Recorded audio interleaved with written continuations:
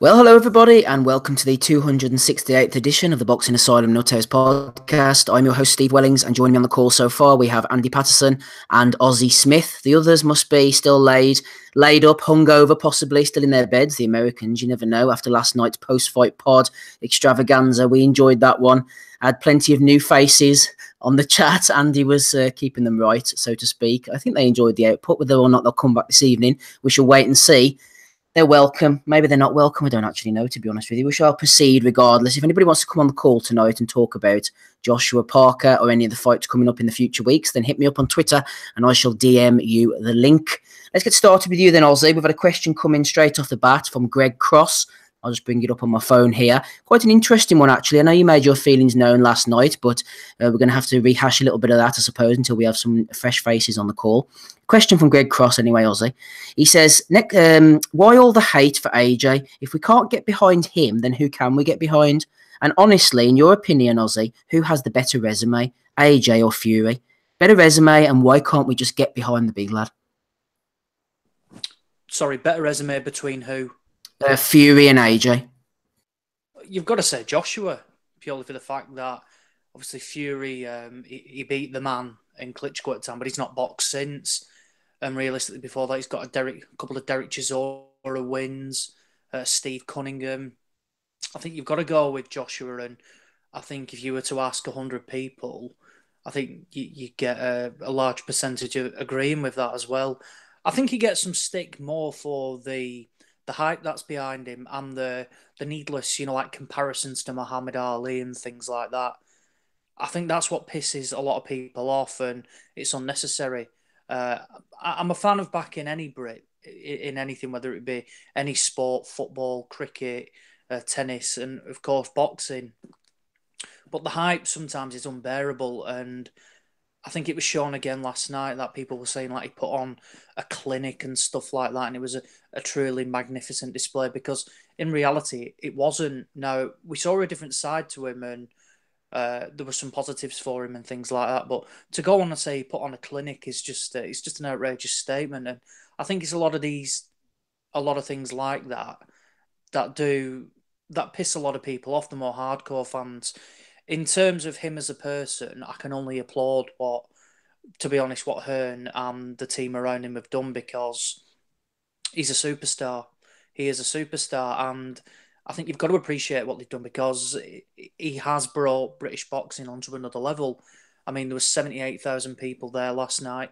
He can sell out huge stadiums without an undercard. I think that's blatantly obvious. I saw a stat from his manager before. He's done about 250,000 tickets in 9 months. Now, that's a serious effort, that. In fact, it's unbelievable. And people are going there who've probably never been to a boxing show before, but they only go to watch Anthony Joshua. And I said last night you could put a pig in the ring with him, and that's because people want to see him. At the weigh-in, there was 2,500 people there, kids on shoulders, things like that. You don't see that anywhere else. So I'm more than willing to applaud him on one sense, like they've got all the marketing right, etc., things like that. And he is learning on the job, and he has shown some good things. He's shown that he can get up off the deck and things like that. But it does go back to the overhype from Eddie Hearn, the lies that they spin around him about. For example, last night he was saying like Wilder doesn't want the fight, because it's wrong, because he does want the fight. He's come out and said it. He's agreed to their terms. I'll fight Dillian White if I get Joshua guaranteed next. And there's nothing coming back from it. And I think it's the lies and the overhype that does piss people off, not the willingness to back him as a fighter himself, because I think a lot of people do back him. A lot of people tipped him last night, and it would be a case of, if you don't want to back him, you would tip him to lose. You would slag him off at any opportunity. And whilst I think you do see that, people are willing to applaud him where right and where fit. Yeah, quick card recap, everybody. We're in the Principality Stadium, the old Millennium Stadium in Wales, for the second time for Joshua. He defeated Joseph Parker, picking up the WBO title to add to his WBA Super, IBF, and this IBO bauble as well. Got the job done. On the undercard, we had Ryan Burnett defeating Jon Fres Parejo. We had Alexander Povetkin knocking out David Price in an exciting fight. Josh Kelly getting a decent win on paper against Carlos Molina. Wins for Anthony Crolla, Joe Cordina. This Moses Ormatagi Jr., Ozzy mentioned last week, he got a good victory over Morgan Jones, and Joshua Buatsi as well defeated Mr. Grafka, a journeyman. Didn't actually see any of that one. One person who was there, Rob Barnett, he was supposed to come on the pod tonight. He's just messaged me on Twitter. He says, just to let you know, I'm too hungover to make the pod tonight, but just so you know, the fight was shit and it was full of dickheads. Praise the Lord for Povetkin. A lot of dickheads in the crowd, Andy, they were saying. Quite a few points of interest. We were discussing them last night. The referee was a point of contention. The judges' scorecards, mainly how wide they were. Also, a bit of the behaviour at ringside from the commentary team, the likes of Adam Smith and Carl Froch. A lot of fat to chew on. What is your overriding emotions from last night, Andy? I'd be absolutely disappointed if I paid for that.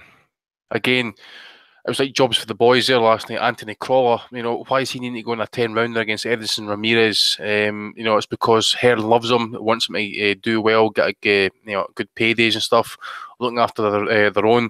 Never saw Cordina, I never saw Buatsi, though it was good to see Buatsi get 6 rounds under his belt. I like to see him stepped up, get a wee bit more kind of profile.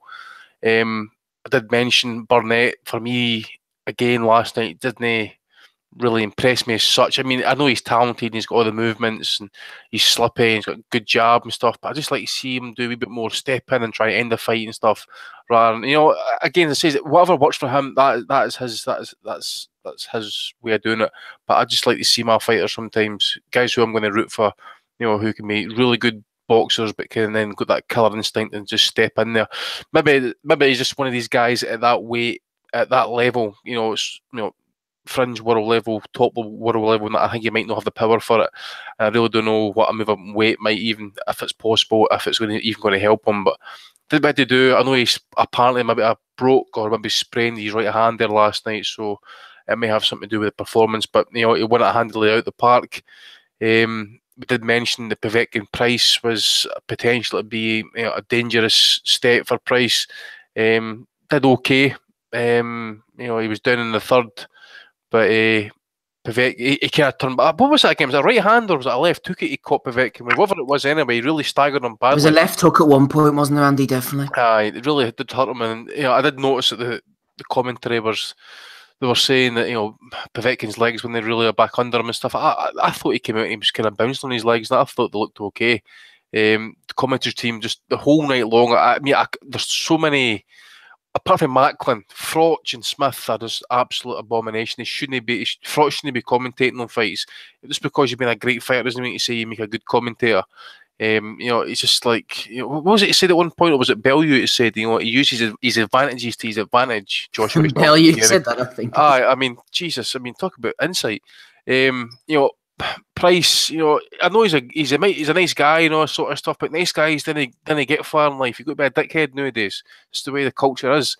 It was sick. That right hand, you could see it. It just basically kind of froze him. He looked at the ground, thought he'd seen a £5 note, and before I actually watched it in slow motion replay. People were kind of getting Howard Foster shit.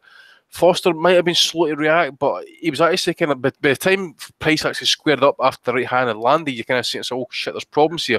I don't know what else Foster could do, because by the time, Price is squared up, Povetkin was already committed with a left hook. So it was evil, it was bad to see, all that sort of stuff, but it was. You like my line from last night, didn't you? The biggest Russian attack on the nervous system since Salzburg. Oh yes, mate, yeah. We need to get that put in these new t-shirts we're doing, mate. By the way, give the t-shirts a wee plug actually. If you want to know about t-shirts or any other quotes that you want attached to these t-shirts, let us know and we'll get it made for you. On the main event, scorecards I thought were a wee bit far too wide. I thought it was a close fight. I know Hearn's saying, for example, that he didn't come to win. But as I said last night, it is possible to come into a fight and actually win it off the back foot. I don't think Parker won it. I must admit, I thought. What's did you score, Andy? I think it was 115, 113 or 116, 112. I had it for Joshua.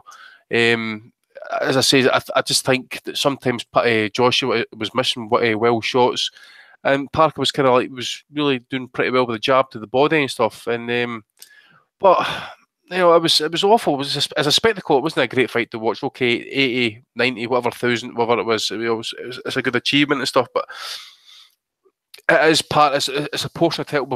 We've got unified. We've got part of that story earned done with. That's what we want to see, and I'm not changing my outlook or what I want for this division coming in here. I want Wilder fight next. There is zero fucking other fight in the heavyweight division that's even going to be remotely interesting to me. If it's no Joshua or Wilder, I'm not interested. Povetkin against Dillian White, I'd be happy to see that fight. Again, I did a wee bit of research after last night's pod and stuff. I think the option should be this. Wilder next, then Povetkin. Now, the reason I say Povetkin is because the mandatory status now. Apparently, he's got WBA, WBO mandatory statuses. So, and it's no mean to say that they're going to step aside. Povetkin's got money behind them. We all know this. It's not even inconceivable if it goes to purse bids that the Russians could win it and take the fight to Russia. It's not against the realms of possibility of that. So that would take out two mandatory defences out straight away. We've got Pulev. Is it Pulev against Brazil? Is that the IBF one? Pulev Brazil. He's been made for final eliminator yet. Yep. Now that went to purse bids. They couldn't make a deal, and that got ordered to purse bids a few days ago, the 27th of March. So that's a potential another 6-8 week delay, and you've got a training camp on top of that. So the IBF mandatory is not going to be getting called to at least maybe late this year at the bare minimum, or early next year. WBA have got Oquendo against Manny Char, right? So you would think, they're never going to be in the realms of a potential opponent. So they've got time on their sides before the mandatory defences. If he takes Povetkin out quick, then takes Wilder, I'm happy with that. But if I'm going to be greedy, I want Wilder next, then Povetkin, or Povetkin against White. Make sure all we want is a unified champion, the undisputed champion, and then I'll give Joshua every credit he's got because he can take on all the mandatories. He can retire at his absolute peak. After 22 fights or whatever, and that he can retire as undisputed champion, go and live off all those millions. But again, as I say, the word is it's going to be Jarrell Miller in New York. That's disappointing because what does Jarrell Miller? What's he ever done to even get a shot at a portion of the world heavyweight title? It's just it's bullshit. So it's probably the right opponent if you want to try and test your feet into the American waters and stuff. But they were saying there last night, why did they need to go to America? I'm not going to America. Wilder can come to the UK. So why all this pissing about with fighting Jarrell Miller? Wilder is the fight. He's got no profile. People can moan about the percentage and stuff like that. If it takes 2 months to make the fight, if it takes 3 months to make the fight, so be it. It takes 3 months. I don't give a shit. Get that fight made next. There's no other fight in heavyweight boxing that is worth a damn apart from Joshua against Wilder. Get it done next, please. Well said, Andy. And talking to Dillian White, there are some fun fights that White could be involved in. If they put White in against someone like Povetkin, or if they put him against Jarrell Miller or Dominic Breazeale, I think those could all produce fun fights. He doesn't have to be this gatekeeper for Joshua. He can still be involved in fun fights and maybe even win one of those fights. I wouldn't put it past him. Anyway, AJ's popularity is growing. Also, our panel is growing. Welcome to Dominic. We'll come to you very shortly. And Donny Baseball, he was on last night. He sobered up a little bit. Donny, let's hit you with this question from Rory McGonigal. He said, with Canelo's stock taking a hit with the drug situation and AJ further unifying, do you think that Joshua is not the sport's biggest star? Is Joshua the biggest star in boxing, Donny? Boy, that's really hard to say. I mean, well, I think a lot. It's hard to say right now. I think a lot will be determined based on first of all, A, whether the fight happens on Cinco de Mayo weekend, and B, what the result of that is. Obviously, I think if Canelo loses, and he's also had the drugs thing going on, I think that's definitely going to really dampen the enthusiasm of the Mexicans and the Mexican-American fans who support him. I mean, I think Joshua might be the sport's biggest star right now. I mean, the only thing is that I mean, in terms of sheer revenue generation, because of the enormous price that they charge over here for pay-per-view, Canelo might be generating a little bit more money. And that's probably the reason why they want to have Joshua fight Jarrell Miller in New York, is because if they can make him into a big pay-per-view attraction over here, then he could potentially be getting money, pay-per-view money on both sides of the Atlantic, and that would make him the undisputed economic king of boxing if he could do that. So that's what they're probably trying to do. They want to be able to crack both of those markets. Tell me about last night, Donny. If people want to hear what you have to say in full, uncut version, they can go to the post-fight pod. But tell me now the Clef Notes version. Well, actually, just before I do that, I just had one question though. There's really no excuse for Wilder not happening next, really. Also, because even no matter what the mandatory situation is, the unifications always take precedent. That's still true, isn't it? Depends really, I suppose, in the politics and that. I mean, if you've got a fighter who's been kind of sitting on the fence for what so many months and that, I mean, I always go back to Josie Lusigan. Remember the light welterweight WBC title? He sat on that mandatory shot for about 18 months and still never got the shot, eh? So who knows? Yeah, well, I mean, as regards to last night, I mean, look, did he get the job done? Yes. I mean, he won the fight. I don't think that was really disputable that he did win, but you know, especially when you occupy the position of prominence in this sport that Joshua does occupy, as we were just, you know, noting a moment ago, you have to also look good when you do this stuff. I mean, maybe it won't really matter as much. I'm sure that a lot of the fans that do support him would probably still buy tickets to go see him again. They may blame Parker for being too timid. They can rationalize a lot of things to themselves if they really, really love their fighter and support him.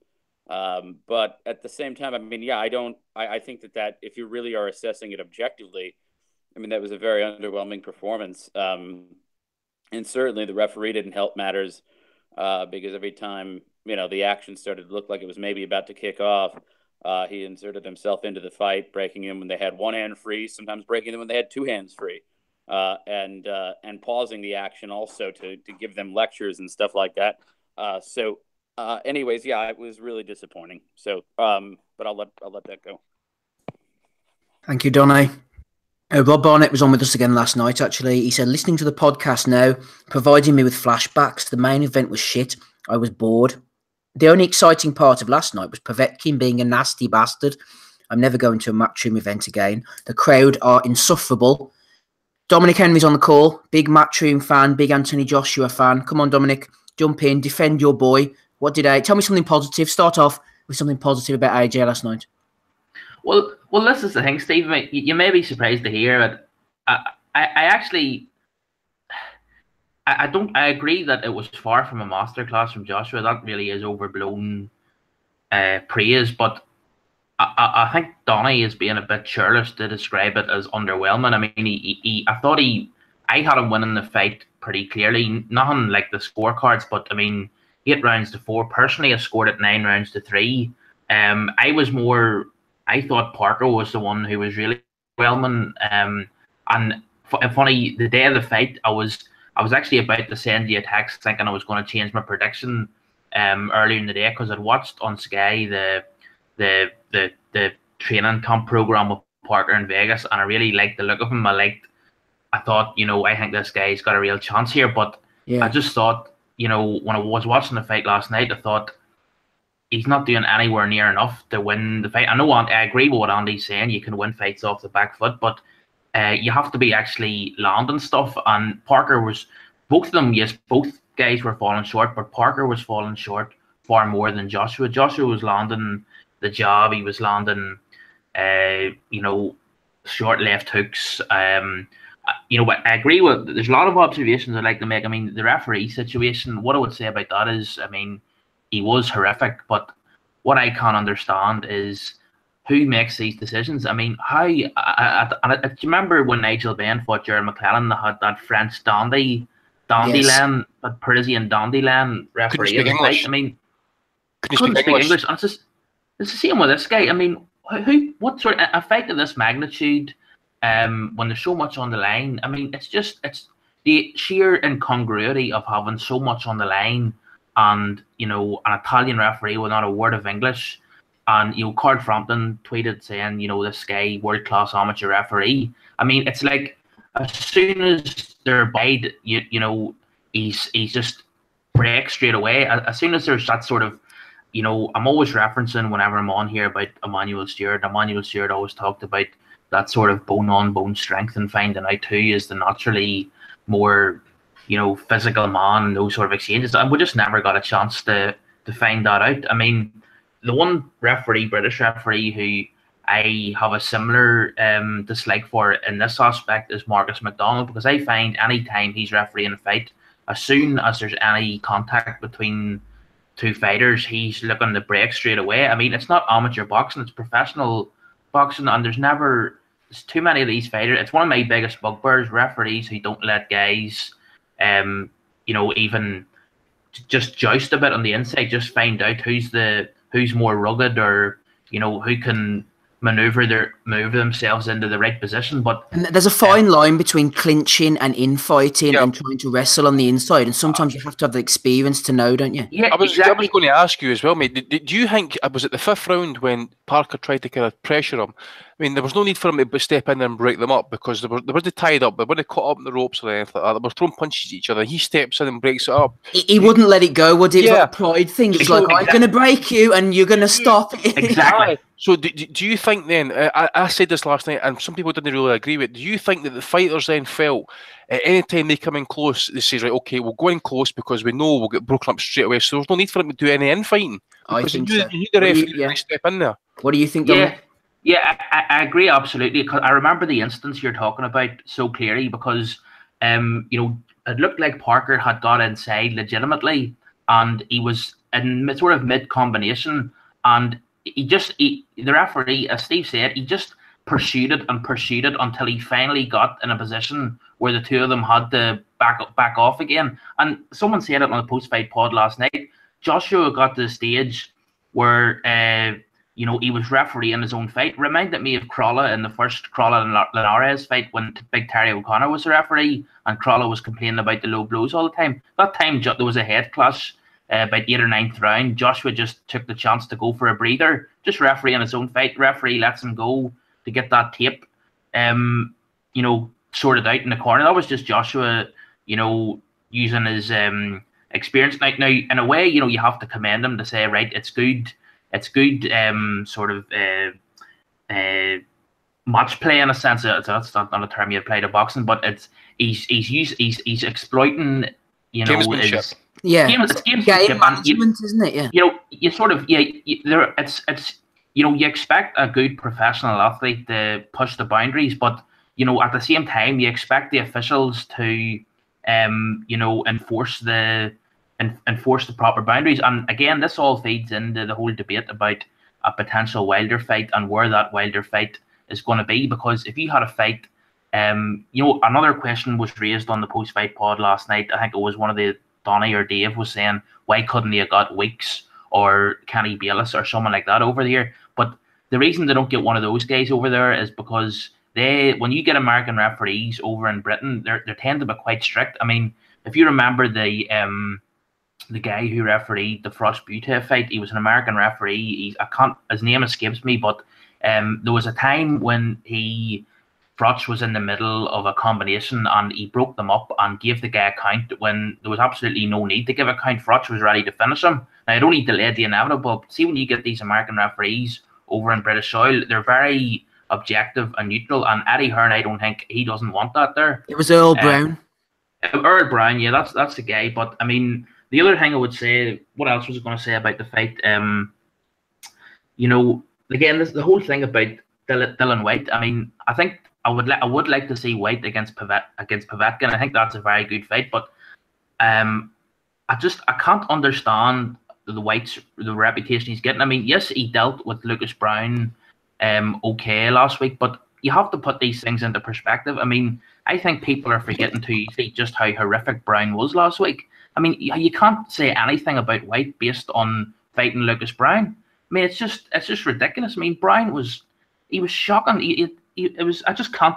It's hard to describe how bad Brown was last week, and on that basis, I don't think White deserves a fight with Wilder. I mean, fair enough, if Wilder wants to fight him in America, I don't really have a problem with it. But I can't understand this sort of campaign to get Wilder to fight, Dylan White. You'd Steve Bunch writing in the Independent today saying Dylan White, the man that Deontay Wilder refuses to fight. I mean, I can't understand these sort of commanding heights of British boxing journalism just falling hook, line, and sinker for this matchroom propaganda. It's just ridiculous. Good points as always, Dominic. Stay with us for as long as you wish. I'm going to try and bring in our first of two possible guests tonight. While I do so, Ozzy, I want to ask you about an incident. Well, I'm going to say an incident, an ongoing problem that we had last night. Lonesome Jones X has had his say on the enigma that is Carl Froch on the microphone. Given that Froch clearly has no interest in the sport, says Lonesome Jones, and only watches the fights he's on commentaries for, just about. He's rich beyond most people's dreams. Why is he doing the Sky gig? Is Froch lonely and just wants to get out the house, Ozzy? I know that he's making a point in jest there, but point on the commentary and analysis overall last night. I actually watched the Showtime feed, so I didn't hear. I've heard some of the bits and I've seen like quotes from what Froch said, but I don't think I need tonight to make a point about Carl Froch as an analyst, because at the end of the day he's awful. And I think he got asked about, it was in the Ryan Burnett fight, about different bantamweights, and he hasn't got a clue because he's never seen them. He's never seen them box. Tete, Inoue, people like that. He hasn't got he's not got the foggiest. He's clueless when it comes to that, and it's a shame really, because when he's not trying to be biased or follow, when he's got Adam Smith guiding him in what to say, I do think he can make some quite interesting points. But there was a point yesterday, it was in the David Price fight actually, and it was when, just before the stoppage, Povetkin landed, I think it was the right hand, and Price was out on his feet but stood up. And Carl Froch said it was silly of David Price to have his hands down. Well, he had his hands down because he was absolutely gone. I don't think David Price chose to walk round and stay as a big target and said, "Go on, hit me." And it baffles me that he comes out with like stupid statements like this. And in answer to the question, I don't know why he does it when, for me, he comes out looking worse. That saying, this week, not on commentary, but as a pundit in terms of like IFL and like and blogs and things like that, I've really enjoyed what he said. Because he's gone completely against the grain. He's saying that last night he said Deontay Wilder won't be worried about that performance whatsoever. What he's saying, the Wilder fight should happen next and things like that. And I actually believe him from what I've been told off a few people close to the Sky scene, that Joshua Hearn and a couple of others are actually quite pissed off with what Froch has said, because the agenda Froch is pushing is the Wilder fight next. And he's not going with, oh yeah, Wilder's, he doesn't want it and things like that. And that's what I like about Froch, when he gives his true opinion. When he follows a narrative, or he doesn't put the research in, it's not right, because at the end of the day, he's working for a huge organisation that are screening it.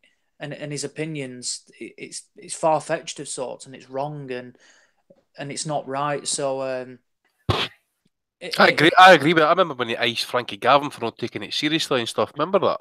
Yeah, definitely, and quite right. And I've always said that no matter what channel it's on, Channel 5, Sky, Box Nation, Dave, whatever, all you want is pundits that speak the truth. It's why it was so refreshing to have Naz on for the Eubank Groves fight. Yeah, he was a bit eccentric at times, and maybe when he called for him to retire, but he explained his point. And you think, well, bloody hell, it's quite refreshing, because he didn't care, because he doesn't care what people think. It's back when Halling and the Sky fighter would be losing clearly, and they'd still champion, like when Eggington was boxed, Bradley Skeet was an example, and Eggington he was never in the fight, but if you listen to the commentary for the first 6 rounds, they were saying he was well in the fight, and Skeet's tiring. Not at all. It was complete lies. Box Nation used to be excellent for it in terms of calling it straight. If the home fighter was losing, they'd say it. But since BT have got involved, I've seen that there has been a change, and that they do champion the home fighter a lot more now. Was a bit different with the Zelfa Barrett, Ronnie Clark, but they didn't really have a choice about that. But no, you do see it more often on Sky, that all the commentators do follow this narrative, and Froch is one of them. And when he does, basically doesn't care, and he does give a true opinion, I respect it, because usually he is right. Great stuff. Thank you, Ozzy. As always, we're delighted to have our first guest of the evening on the call now. Former Commonwealth Super Flyweight champion Anthony Nelson's with us. How are you, Anthony? Yeah, I'm good. All right, lads. Not too bad at all. Thanks for joining us on this Sunday evening. We'll get right down to it very shortly on your career. But just before we do, we're all talking about the Joshua Parker fight from last night. Just wondering if you saw it and if you did, what you thought of the performances. I did, yeah. To be honest, yeah, I thought the fight was a little bit flat. And I can kind of I can agree with what you're saying with the commentators, kind of like blowing smoke up losses when that's not the case at all, you know. And when Froch was saying about like pushing the Wilder fight, I think he's exactly right what he's saying. Like Wilder wouldn't have been worried about that performance last night. I like EJ. I've met him a few times. He's quite a nice guy, down to earth, you know. But it just seems to me that either him or her or both, they just don't seem to want to push for that fight. They just don't seem to want it. And if they wanted the fight, I think it could be made. So why not wait? If they want all the belts, why wait for Wilder to come to them? Go and make the fight. That's a fight everybody wants to see next. So why not give the fans what they want? You know, people are paying the money to go and see it. Like you say, just sold out nearly 80,000 last night. People are willing to pay to watch him. So why not give the fans what they want? And that'll be the Wilder and Joshua fight. And if the fight were to come off, which we all hope it does, who would you see winning, Anthony? Because Wilder's quite difficult to deal with stylistically. Yeah, well, Wilder by name, wild by nature, isn't he? He is wild. But you would like to think that obviously AJ having a bit of a good amateur career in boxing in the Olympics and stuff like that. He's got quite good, tidy boxing skills. He's still with McCracken and stuff like that. So you'd like to think that Joshua would come through these boxing skills, because Wilder has these wild swings and stuff like that. I think he'd come through the middle and catch him with the clean and straight shots. But having said that, I don't think AJ's fighting for anyone like Wilder either. So it could go either way. And I wouldn't put all my money on AJ, to be honest with you. Just looking at your own career, Anthony, many of our fans, our listeners, will know about your fight back in 2016, April 2016, against Jamie Conlan. I'm not just saying this. It was one of the best fights I was ever at, I'll be honest with you, and I've been at a lot of fights. I was ringside for that one. Obviously, it didn't quite go your way in the end, Jamie winning in the 8th round.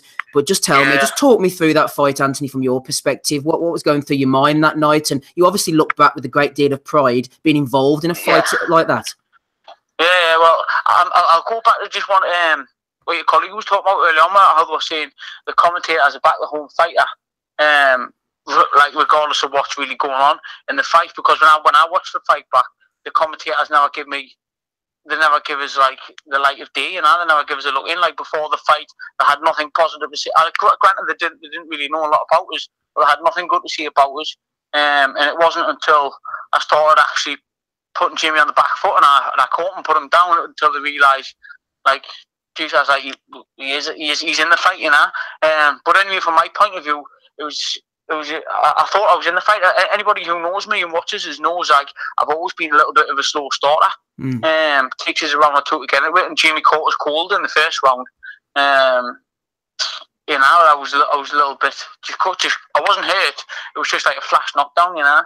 And obviously, as the fight went on, I was landing shots myself on Jamie, and I was starting to feel a little bit more comfortable. I was like settling into the fight, and I was feeling that I was getting stronger, and I could tell, like by Jamie's body language and stuff, like in the ring, in the fight, that I was getting through, and I was starting to hurt him. I mean, in boxing, it is a team effort. That's how Jamie managed to do what he done, because he went back to his corner, and his corner realised what I was doing, started to lead with my right hand, and I told him to slip and come in with a body shot, and that's exactly what he's done. You know, he's listened to the team, they seen what I was doing, and they executed the plan. You know, so I take my hat off to Jamie. He done what he had to do to win the fight. At the end of the day, I was winning the fight. I was up on the official scorecards by 2 rounds, but at the end of the day, it's boxing. Anything can happen. So take nothing away from that fight. I enjoyed the fight. It was a great fight. Even though I never got the decision, I wasn't downhearted or anything by that. I just expected to be in with another decent fighter or a good fighter soon after that, but it just didn't come to that, you know, which is why I've had so much time out, because I didn't have a fight. I had no sponsors, nobody backing us at the time. So I had to go back to work, you know, and I was working away at the time, so I couldn't even get to any gym, let alone my own gym, you know. So I'm back at home now. I'm back in my hometown, back working up home, and I'm back in the gym, and I've got the buzz back, I've got the fire back, you know, and I just can't wait to pick up where we left off. Well, this is what I was going to ask, because you had that excellent fight. People were talking about a rematch. There was other fights in the pipeline for you, and we haven't seen you since. And it'll be 2 years, more or less to the day, whenever you return on the 28th of April. That's you right. Yeah, you're totally right. I mean, and just like as I was saying there, that's basically the only reason why I had to do that, because I was what happened was I was supposed to fight on a Matchroom show. Do you know, obviously Bradley Saunders was signed with Matchroom, and Bradley Saunders was meant to be, when I won the Commonwealth title, Bradley Saunders was supposed to be headlining that show, but he injured his hand. That's how we ended up like filling the top of the bill spot and winning in the Commonwealth title. And he was meant to be, Eddie Hearn was meant to be putting another big show on up here for him when his hand was better. But a couple of weeks before that show, that's when Bradley Saunders got disqualified for headbutting. Yes. I can't remember who he boxed now. Reynolds Garrido, I think, wasn't it? Was that, I can't remember the last name. Yeah. But anyway, that's who it was. And Hearn obviously sacked that off and got rid of him, you know. So, which had a knock-on effect for me. It was right on Christmas. I've got a family, I've got a mortgage, I've got 3 kids. I didn't fight, I haven't got no money coming in. I didn't have a sponsor, you know, so I ended up getting full of debt for Christmas just to provide a Christmas for my kids. So by the time the Commonwealth fight came round and I got paid, I paid all my debts off, and that was it. I wasn't left with a penny in the bank, so I had to go back to work and return to work. Which meant I couldn't get to the gym, I couldn't train. I went through depression for about 3-4 months. I was on rock bottom because all I wanted to do was be in the gym, train, fighting, but I just couldn't. And I was thinking that this is it, my career's over, I'm never going to be able to fight again. Not because I didn't want to, not because I was downhearted because of the fight, just because I wasn't in a position to be able to do so. Yeah, I mean, for every AJ fight we see on a Saturday night, that's the glitz, the glamour, the very top end of the sport. But you're operating down towards the other end, you know, the English Commonwealth title level, and it's not all roses. Nah, I mean, like you see, that's all the glitz and glamour there that you've seen on the weekend. These lads are fighting for millions of quid. I mean, I'm fighting for a loaf of bread just to put some food on the table, do you know what I mean? For my kids and my family. Just going back to that 2015 fight briefly, Anthony, that was the vacant Commonwealth title that you won against Jamie Wilson. He was undefeated at the time. You forced him to retire. What do you remember about that one? That was another fight when I was getting, I tend to get stronger as the fight goes on.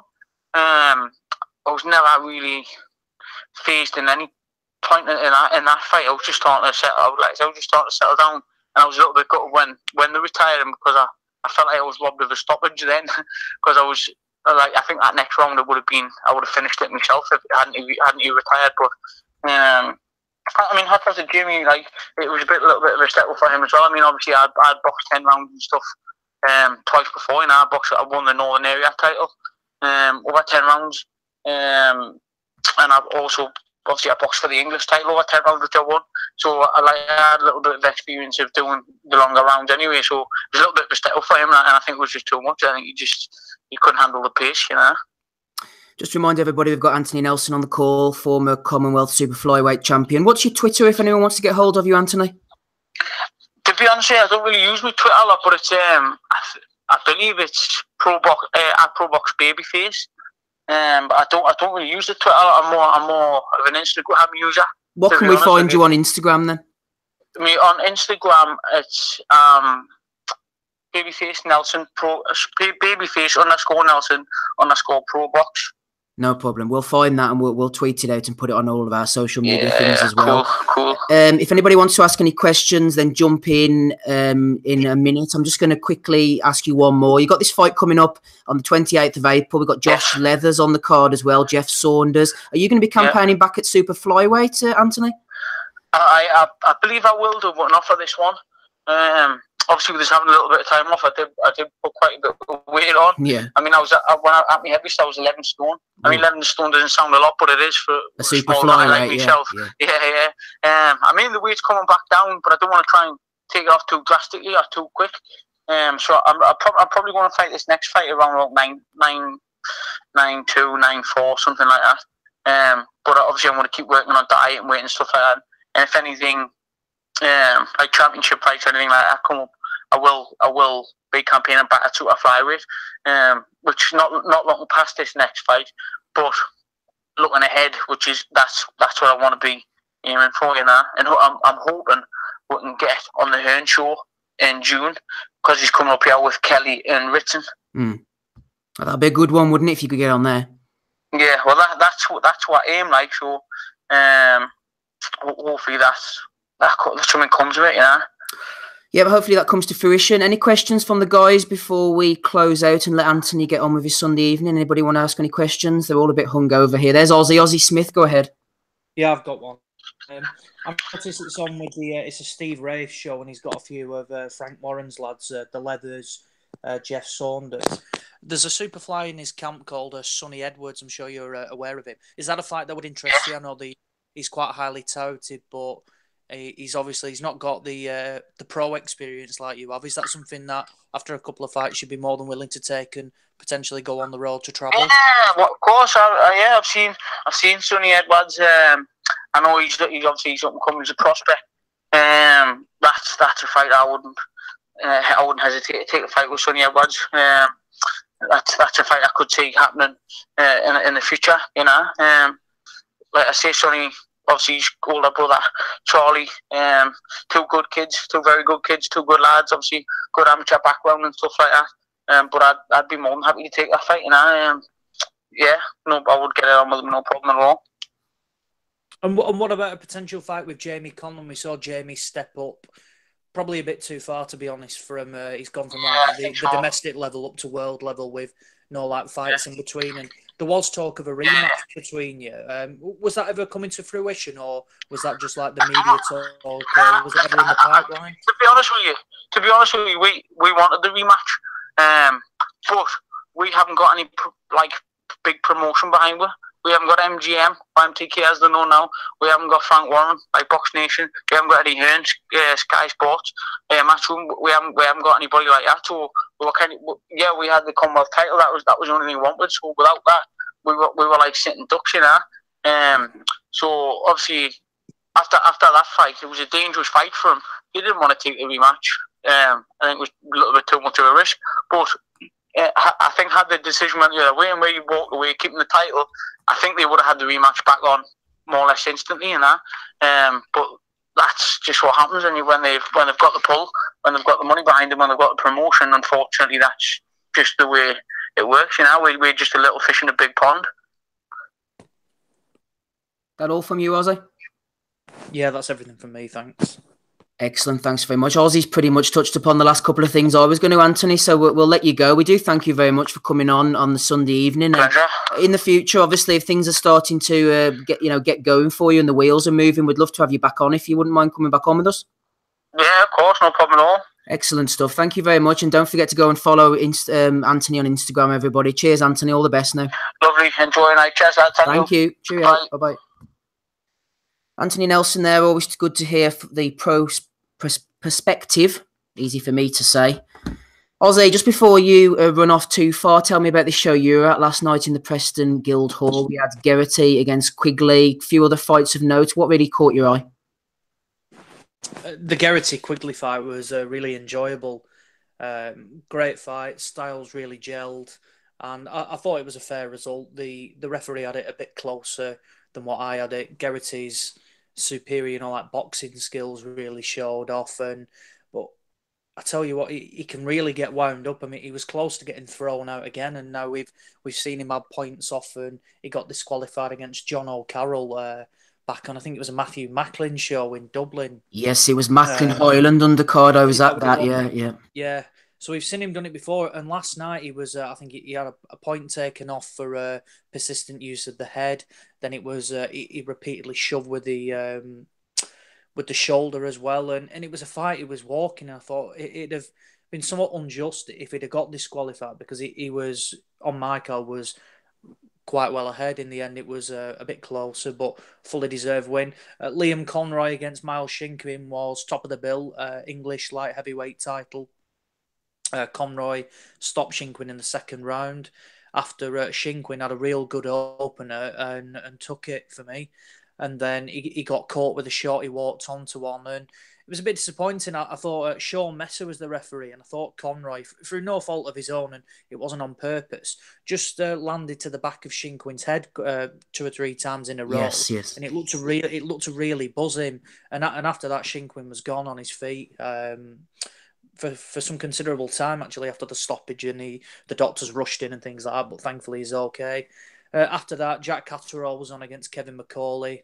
The fight was for a run out with Jamie Moore in the corner. He did what I expected him to do and blasted him out in a round. Was it a waste of time? I can see some people saying yes, but there's more to it in terms of behind the scenes of doing, like a camp with Jamie Moore and having him in the corner, etc., things like that. So it's definitely ticked some boxes from that side, and I'm glad that he didn't labour to a point to win over a journeyman who is levels and levels above. And aside from that, I saw possibly some of the worst imports in my life on this card. Absolutely awful. Garbage is a word I like to use, and that's what a lot of them were last night. Just, I don't see a point in them. They come over, they don't throw a shot, and it was one Matty Clarkson who was returning to the ring, I think, after 2.5 years. His opponent was shocking. He barely threw a shot, and the referee actually had to stop the fight and tell him, start throwing a punch, or I'll chuck you out.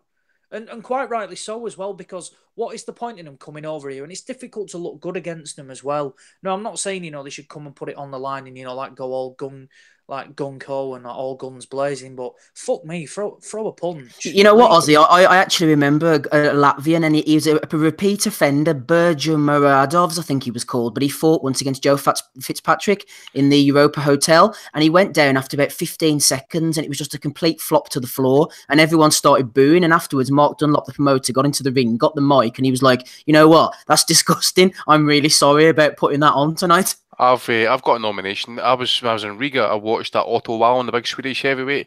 He fought this Bosnian, iced him in 3 rounds. Guy never fucking threw a punch. Serdan, is it Govedaric? Awful. Absolute fucking Bosnian gravedigger by. I'm sure he just fucking buried the dead bodies during the war or whatever. And that 6-5 record. Absolute awful. It fights him as well. Fucking hell. But no, it's like I genuinely don't see a point in them. At least like the English journeymen, they come to make it competitive of sorts. Whilst they don't, it's rare that you'll get one that comes to win. Daryl Sharp was in with a good one last night. He's a good example. When he can be bothered, and as a journeyman, obviously, if you start winning, the phone stops ringing, and then that's your business going out the window. But he put it on Ben Sheedy, he was an 8-0 prospect, and that was more entertaining to watch. But then you got these lads coming up from like Lithuania and Latvia, and they're a fucking waste of space, absolute waste of space. And they're probably going on with €1,000. I think that's pretty standard, plus like flights and things like that. And they're just garbage, utter garbage. And that was probably the MTK show summed up really. The top 2 fights were as expected. They were fun to watch because they were well matched. After that, Catterall was there, obviously, as a run out. A couple of other names, a few debuts to watch. Sahir Iqbal, he was at 154. Now, he was in with it. Obviously, he was making his pro debut, but I like the look of him. Apparently, it was a time about him, but he's one he looked really calm. His shots well together. He's one to watch. Sold a lot of tickets as well. And back to the just the main event before I close this one off. Liam Conroy, I think that's his second or third defence of the English light heavy now. Now, for me, I think this would be a good opponent for Anthony Yard, because as much as Yard, they can speak about him, being this, he's number 2 in the world. Yeah, but he's done ball all to get that ranking whatsoever. Liam Conroy, well, whilst he's the English champion, he's had so many defences. I think it's fair to say that he's probably in line for a British title shot now, because that's the way you work up, whether it's an eliminator of some sorts. And I think Yard, even if it's for the WBO belts, I think this will be a good step up for him because Conroy would come to win. It would be his biggest payday, his biggest fight, and he would come to win, and he would put it on yard. And he's had a few stoppages in his last time out, so he can obviously dig, and he would come to win. And I would rather see that than yard him with a Tony Avalon or something like that again, because we don't learn anything. There's a couple of dodgy ones, but ultimately gets Conroy out of that. He'll learn more in that than he will against just beating up some punch bag. So no, I would like to see Conroy get an opportunity now because he's done it all on the small holes, and like I said, he's done the traditional route. He's won the northern area. He's from Barrow. Now he's won the English, and obviously the British titles there. Callum Johnson's just won it, or he takes on one of the bigger ones, like a potential like a Buglioni comeback fight for him, or a Yard, or he does get a chance against Callum Johnson.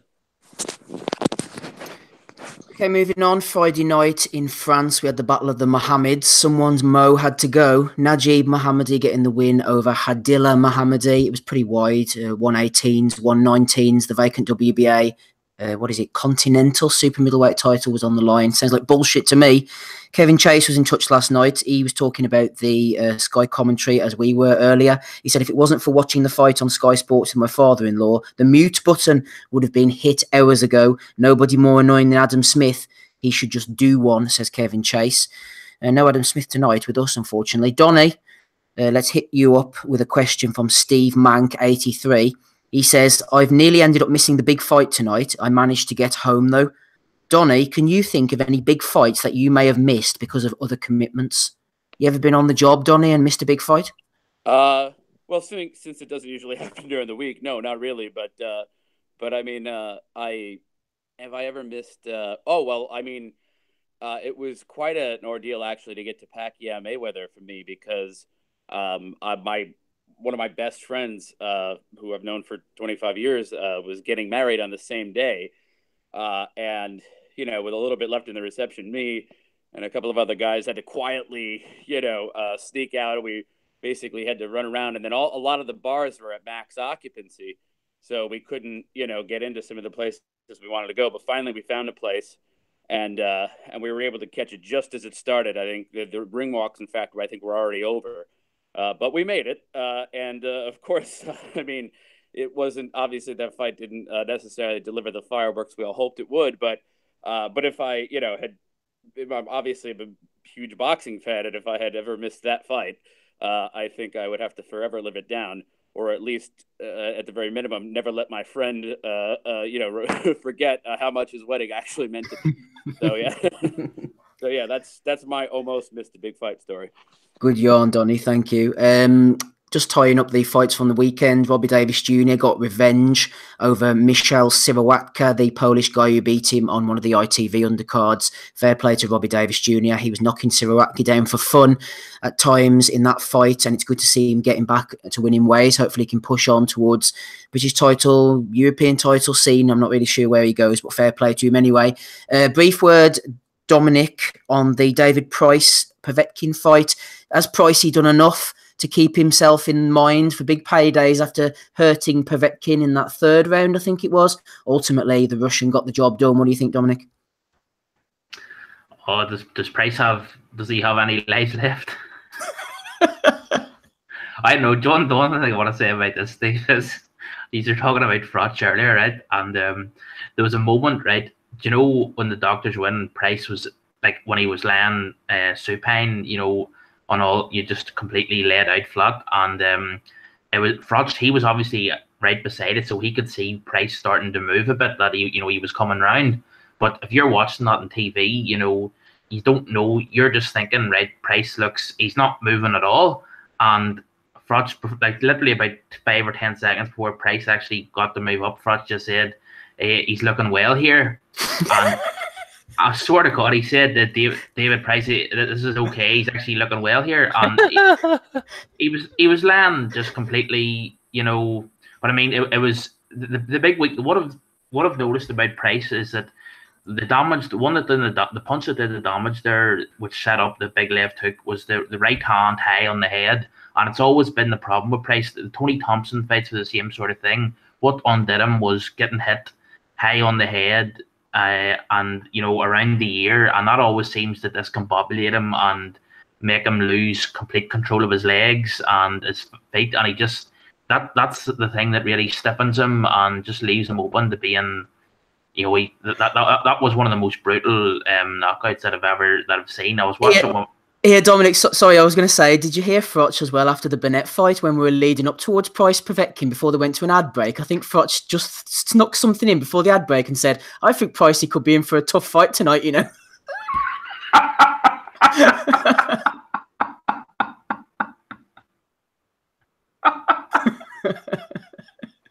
I must have missed that because I was going in and out, but Burnett fight got a bit boring, but I'm a big Pricey. Let me see. I think he's. I don't know. It's how much you have to wonder. Who could he fight that? Who could he fight that? He would have a chance against. I mean, it's. I would like to see him pack it in. I mean, the one thing that surprised me was that when I saw their ages on the tail of the tape before the fight, he's 34. He's 34, yes. And Povetkin, I was surprised because I didn't know Povetkin was 38. So Povetkin is... That was a hard bucket round that Pricey had back in his day. I mean, it's... I would like to see him pack it in. I mean, if he gets done any more times like that, it's going to be... you would have to fear for him. And what I would say is it's unnecessary at this stage. I mean, he didn't... at least he had a goal last night, and he can definitely walk out with a lot more. He ended up in a similar state that Lucas Brown did last week, but in contrast to Brown, he turned up and he had a real go, and he could be proud of the effort he put in. That's about as kind as it can be to him. Who wins then? Price against Brown? There's ones for you. Price against Brown. Whoa. Probably Price. Brown is that slow. I mean, I know Big Pricey's slow too, but I would have to. I think Price would. I mean, the more I think about it, the more I think, Pricey's been. I mean, he's been probably. You could say he's been knocked out by. He's probably been knocked out by worse than Brown, hasn't he? I mean, I don't know, but. Not much. Not much worse. But yeah, it was one of the most brutal finishes. The one thing that really stood out for me as well was that see those fellas in Povetkin's entourage. They're some of the hardest looking men I've seen in a long, long time. I mean, people always talked about the entourage that Julio Cesar Chavez Sr. had walking into the ring. These Mexican drug cartel bosses, back in the day, but. Those fellas behind Povetkin look seriously scary. Certainly do, right? While we try and get I mean, I remember Tommy always saying about Povetkin about the fact is that apparently he'd fight unlicensed fights against guys who were by the mafia, sometimes 2 at a time. I've started to see something that can really back that up, but that's always been persistent rumour going about Povetkin. Well, I wouldn't want to mess with him. Who's the guy who's in charge of him now? Is it Vlad or something? The manager? Vlad Hurinov, is he? Vlad Hurinov, but it's the big oligarch's the guy. Fuck is his name? Rabinsky, Alexander Rabinsky. Is he the one with the funny beard? Yeah, aye. I'll tell you what as well. Wouldn't it be interesting if the Povetkin fight does go to purse? I said that earlier on. You took the words out of my mouth. Yeah, you took the words out of my mouth. What and these? Yeah, and these mad Russians just put in what? What did they bid? 23 million. 23 million to get Povetkin. Yeah. Here's the question: what do you think Joshua would? What do you think if that happened? Right. This is what I'm thinking. Do you think if Povetkin's people won the bids, do you think Joshua and his team would they go to Russia to fight him? They would need to because they've got this hashtag Road to Undisputed, doesn't it? So they need to go. Road to Undisputed. Road to Undisputed. Exactly. Aye. But hey, the other thing as well is maybe Eddie could counter that. I mean, if the Russians are serious, and I mean, this guy's got serious money behind him, and he's got serious political backing as well. I mean, they're all team putting out there, but and I know Povetkin's tied up with that. What do you call them? The Night Wolves, the motorbike gang or whatever. But let's just get something. Eddie would need to dip his hand deep in his fucking pocket to get that fight in the UK. And to be honest, I think he would probably do it just to try and keep the advantage, up the pay-per-view prices a wee bit to pay for it. I really don't know, but he's all right at dipping his hand into somebody else's pocket. Yeah, this But is true. here, this is the guy that's Andy made the point, and it's very true earlier about who's controlling the dynamic between Hearn and Joshua. And it's right, Hearn has no control anymore in terms of decision making. The guy, it's Joshua, and you know that man who was Freddie Cunningham. He's the one in the suit beside Joshua. He's the power behind the throne in a way. He's the one that's sort of making the business decisions, and the opponent choices are Rob McCracken. Rob McCracken is the one deciding the opponents, and Freddie Cunningham, he's the one. Those are the two men who are making the decisions. Hearn at the minute is just like a glorified factotum, nothing more. The thing is, Hearn, it sounds stupid as well, but Joshua could easily go on his own. But why should he? But because there's more to promoting, than just putting the fights. But like Hearn picks up, all the other costs, undercard, security, venue hire, and things like that. Which just means that Joshua just needs to turn up with his team, get wads of cash, millions of pounds, and not have to do any of the planning. Hearn does that. They've got the platform with Sky already, and it's just easy for him. And I think Hearn is making not barely anything, but from what he was, say, 2 years ago to now, I think they're squeezing every penny out of Hearn, where he's taking basically the bare minimum and everything else is going to Joshua's team, and then a bit of cash just goes to the undercard. Because that undercard wouldn't have been, I don't think it would have been expensive to put on last night, because there was nothing that needed it. Price got an opportunity, so he's not expensive to put in there. Povetkin, I think his purse would have been probably carried by the Russians or something like that. Then what have you got? A mandatory for Burnett against the no mark, probably got, 15 grand, something like that. Cordina, Kelly on contract money. Who else have you got? Morgan Jones, probably on a ticket deal, stuff like that. What the card generated, it certainly didn't filter down into the undercard. And obviously, I think, what did Joshua get? Something like 18 million for last night. Parker 6. And then everything else, was just basically in the back pockets of everybody else, excluding all your thingies. Because what did they do? Like 79,000 tickets. What were ringside like 6K or something like that face value? I can't remember the exact price. Something like massive money. But people do it. People will buy it because he's so big. He's getting bigger. Right, let's welcome our second guest of the evening onto the call. We're delighted to have Mason Cartwright here. How are you, Mason? Yeah, I'm good, thanks, mate. How are you? I'm not too bad. Thanks for joining us. We're just talking Joshua Parker at the moment. Did you get a chance to see it? I know you were in action last night. Have you seen it yet this morning?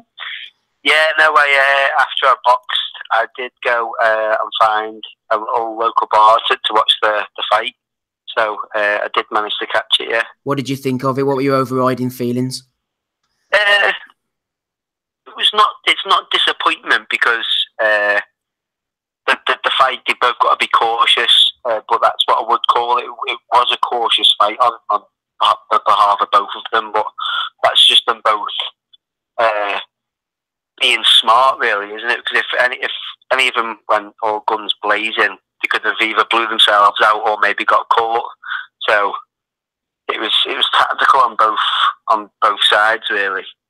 I suppose when you got two big guys as well, and the stage that they're on, all the TV, the eyes of the world, so to speak, are looking at them. It can be tense and tight like that sometimes.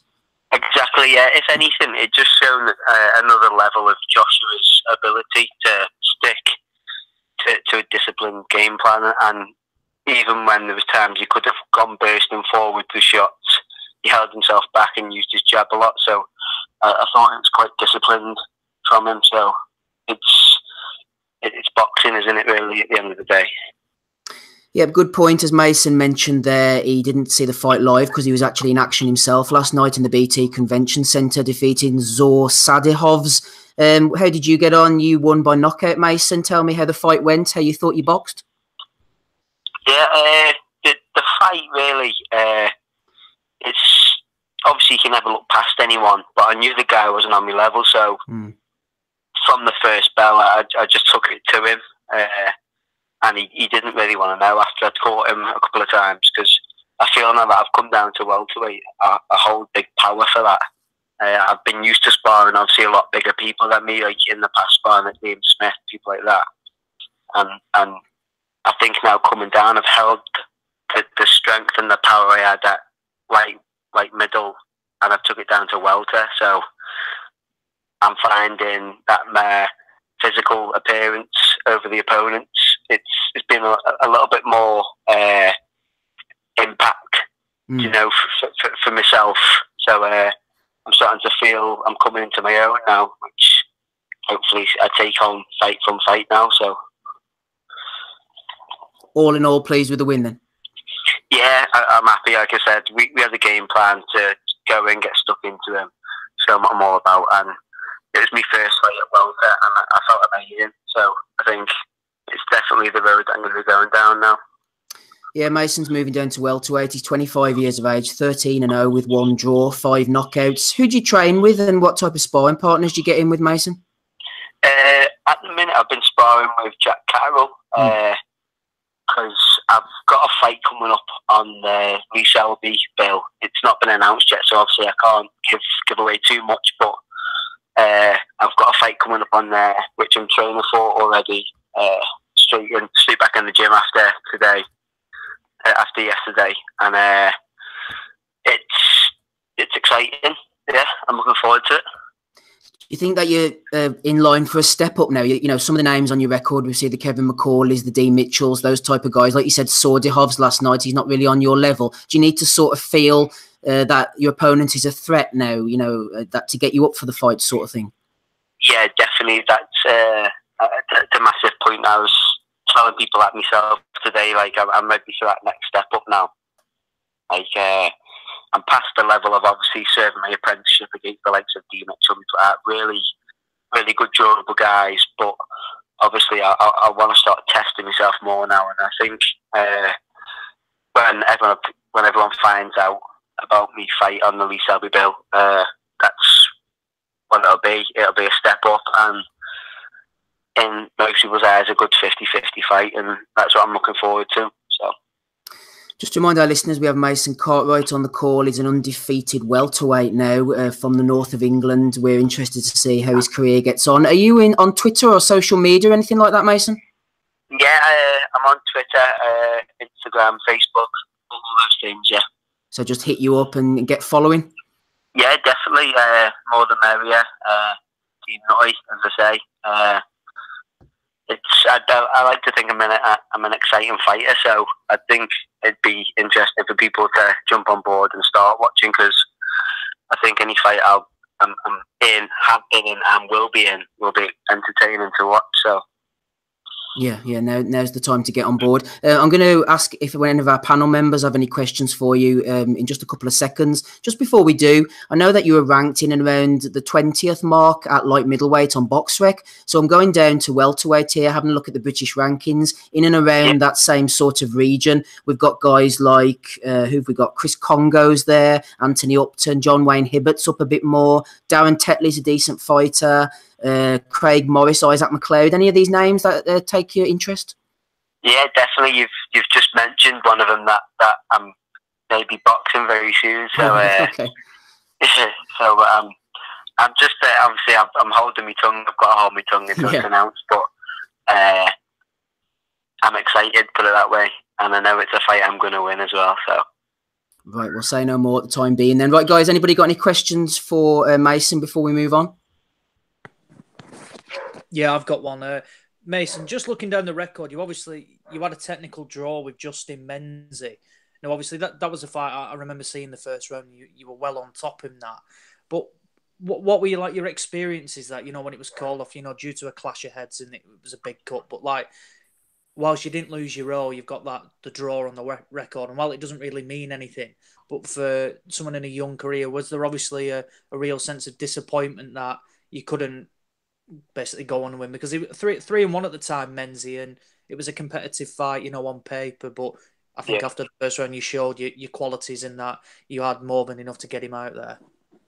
Yeah, like you just said there, like I rocked him a couple of times in the first round, and I felt after that first round, it was a fight I was more than comfortable of winning, and if not, going to get him out of there, because I felt I had the power to hurt him. When obviously at the time in the ring, I was a bit distraught. I was gutted with it being declared a draw, and it ate away at me for a couple of weeks after the fight, and people were telling me, "Don't worry about it, it's not going to affect your progression within the sport. It happens to people."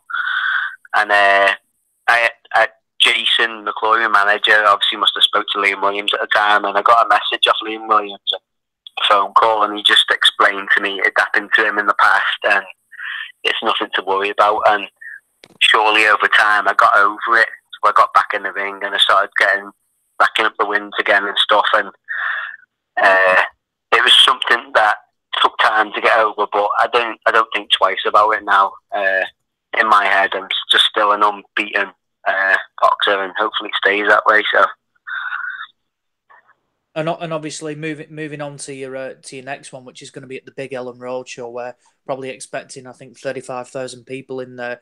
You've had a couple of experiences on like at Manchester Arena. I think it was on the opening show for BT Sports, but are you just going to relish that sort of atmosphere where it's going to be a huge, big atmosphere and like a huge arena compared to what you've previously boxed on in the smaller halls?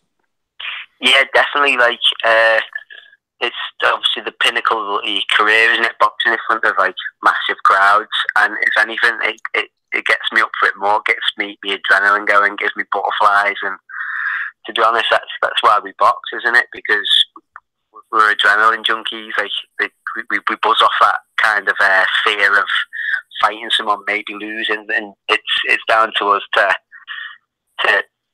get the win, really, isn't it? And obviously put on a show for people, and that's why I'm in this sport. That's why I love it so much.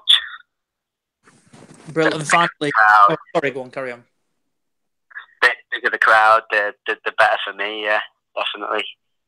Brilliant. And finally, who's part of your stable? I know Tom Farrell's in there, and I speak to Tom quite often. But are there any other lads in and around who are coming through, or who else do you train with? Yeah, we've got a great gym. It's absolutely on fire at the minute. We've got Luke Willis, Graham Mulcahy, Matty Fagan, Marcel Braithwaite's just joined us. We've got Tom McGuinness, Jed Carroll. We've got a really good stable of fighters, and we're all mates, so we all bounce off each other and we all push each other during circuits and things like that. So I couldn't be in a better place right now, to be honest. Excellent, brilliant. Thank you, Ozzy. Thanks very much. Just final question for me, Mason. This big fight that's coming up on the Selby Warrington undercard, do you think there's a chance that if not BT, then maybe Box Nation will be picking up? Have you heard anything in that regard? Yeah, it's definitely going to be getting shown on the telly, so it's going to be one of the bigger fights on the bill. Oh, right. So you're expecting like maybe even BT Sports you could be showing on, possibly? Yeah, hopefully. It's obviously still under wraps at the minute, and I can't really say too much, but there's going to be a big fight. And you mentioned Jason McClory. Are you signed with Frank or MTK or anything like that?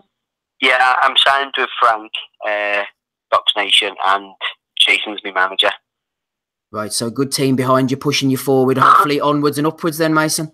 Yeah, definitely. I'm hoping this year is my year to obviously become a household name. So at the minute, boxing on the small hall shows and stuff, the following I've got, it's only through people that already know me, but hopefully now, obviously, when I'm seeing nationally, people are going to start jumping on board and talking my name a little bit more. Hopefully so. Well, some of our listeners might not have heard of you. They certainly have now, and it's time for Mason Cartwright to break through, and we'll be hearing and seeing a lot more of him in the future, hopefully. Thank you very much for joining us this evening, Mason. Appreciate it. Thanks for having me, mate. All the best. Thanks for having me. Cheers. Bye. Thank you. Bye-bye. Bye, mate. Bye-bye. Mason Cartwright there. Thank you to Ozzy for sorting that one out. Dean Richardson's been in touch. He's enjoying the guest this evening. He said, enjoyed listening to Anthony Nelson earlier, was at his fight against Jamie Conlon at the Copper Box, and he was unlucky. Good to see him making a comeback. Donny Baseball's making a comeback this evening. Let's get him straight in here. Richard Shamers throwing in a question, Donny. It's a real short and simple one for you. Who has pushed Triple G the furthest in his career so far? Who has pushed him the most? Possibly Canelo or possibly Danny Jacobs? What do you think, Don? Yeah, to be honest with you, I mean, I did think that Golovkin won a close decision over Canelo, but I think a lot more people had. I think a lot more people had Jacobs winning that fight than had Canelo winning it against GGG. So I think I would actually go Jacobs here. Although, I mean, Canelo's defense was really slippery, and he did make Golovkin really. I mean, Golovkin excels at cutting the ring off, but we really had to see all the talents he had in that regard against Canelo. I mean, it's a very close call, but I would go Jacobs. We may be discussing the Canelo Golovkin rematch and all the clenbuterol and all that later on. Ben Thorns has asked us to discuss it. We have talked about it the last couple of weeks, but we might throw in a quick discussion if we get a chance later on in the show. What time are we? It's 9:20. We're doing okay at the moment. We've got Dominic on the call, Donny, Andy Patterson and Ozzy. Right, let's have a look here. Dominic, here's a question for you from Geordie McDonough. He said, Eddie has really pissed me off lately. No prizes for guessing which Eddie he's talking about. In the last 3 years, have any fighters, Dominic, from the Matchroom stable beaten a top 3 guy in their respective weight division? So in the last 3 years, have any fighters from the Matchroom stable beaten a top 3 guy in their respective weight division? Can we include Joshua from last night? Was Parker a top 3 guy in the heavyweight division, Dominic? Hard to know. I mean, the top 3 you would have to say at the minute. Top 5.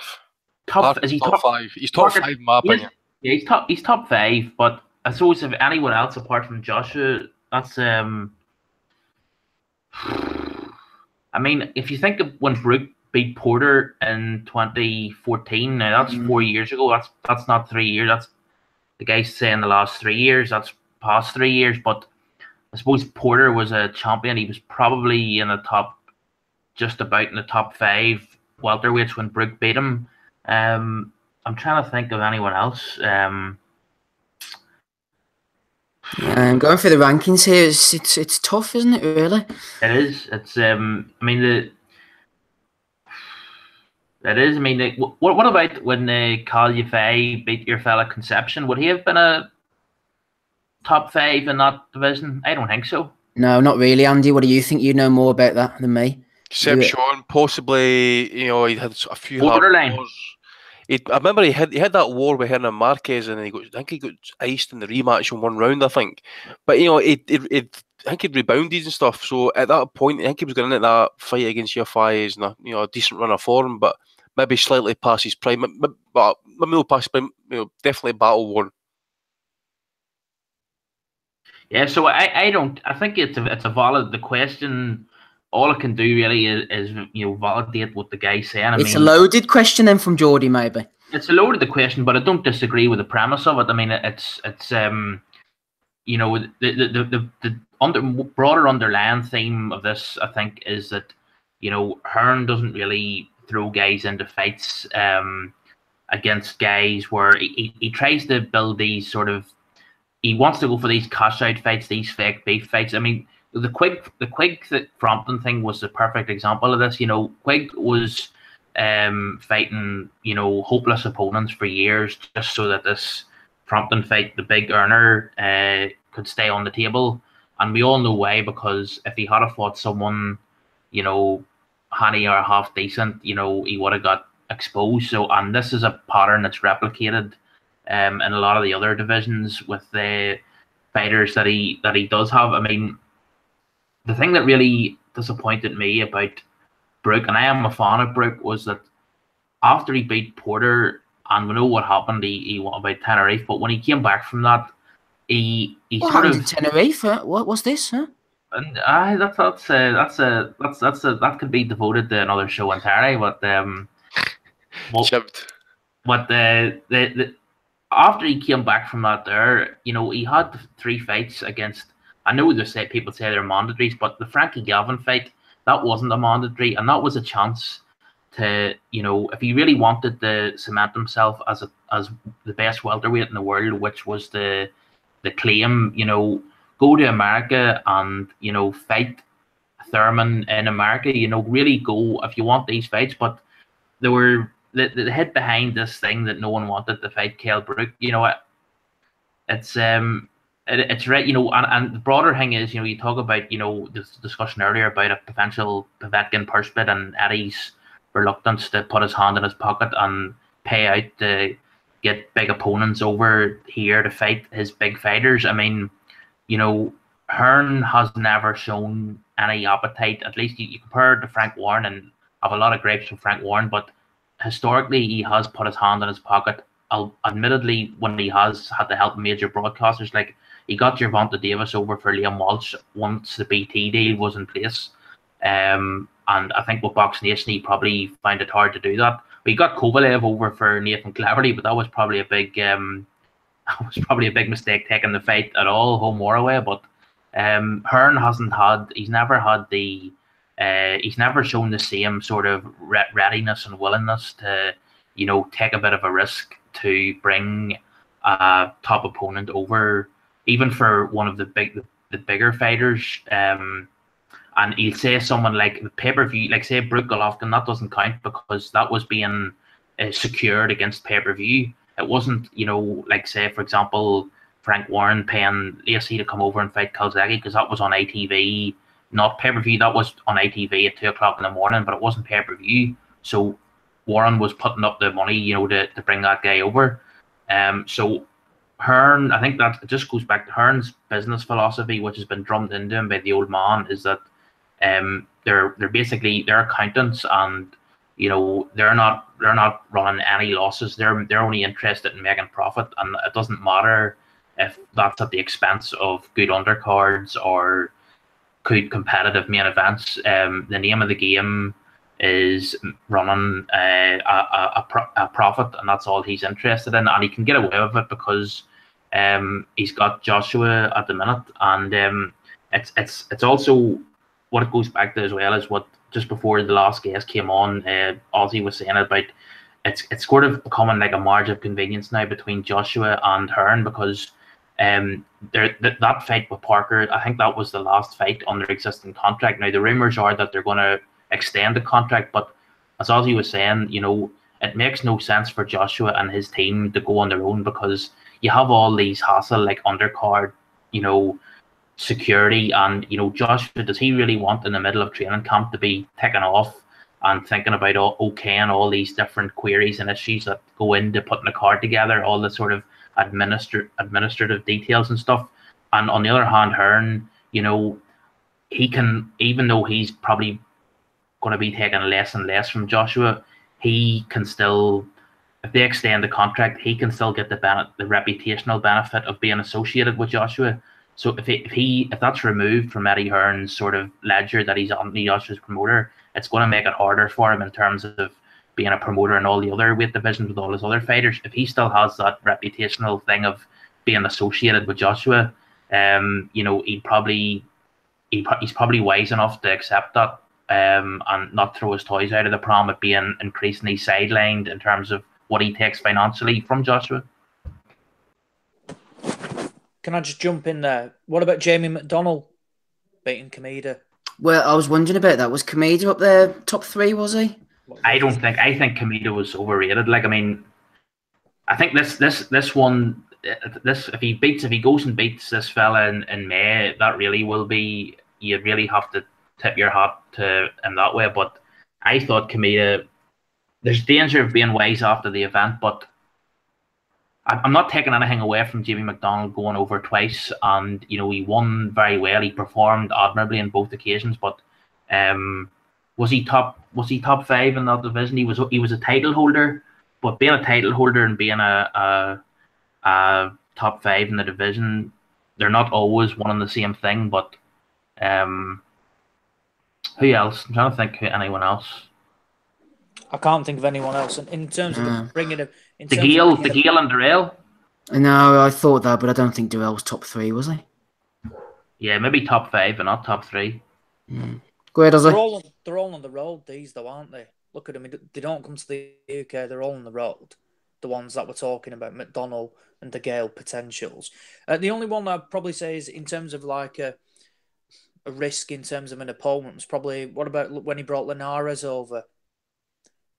You know, for the first time against. But again, yeah. The point I would say about that is he did bring him over, but that was all underwritten by pay-per-view money. Like when Frank Warren. Sorry, do you mean just normal non-pay-per-view. Yeah, So like Javante Davis. Yeah, I agree with that. Do you know what I mean? Like, I mean, it's like when Frank Warren has a track record of bringing guys over, even when it's not pay-per-view. Like, it's just, you know, with Warren, he's never, or with Hearn, Eddie Hearn's never shown a willingness to take the risk when the safety net of pay-per-view, guaranteed pay-per-view revenue is removed. Because what that safety net does is it ensures him against making a loss. And that's the difference. That's the difference in a nutshell between Hearn and probably did it once without pay-per-view, and that would be Frotch Booty. Yeah, took a big risk.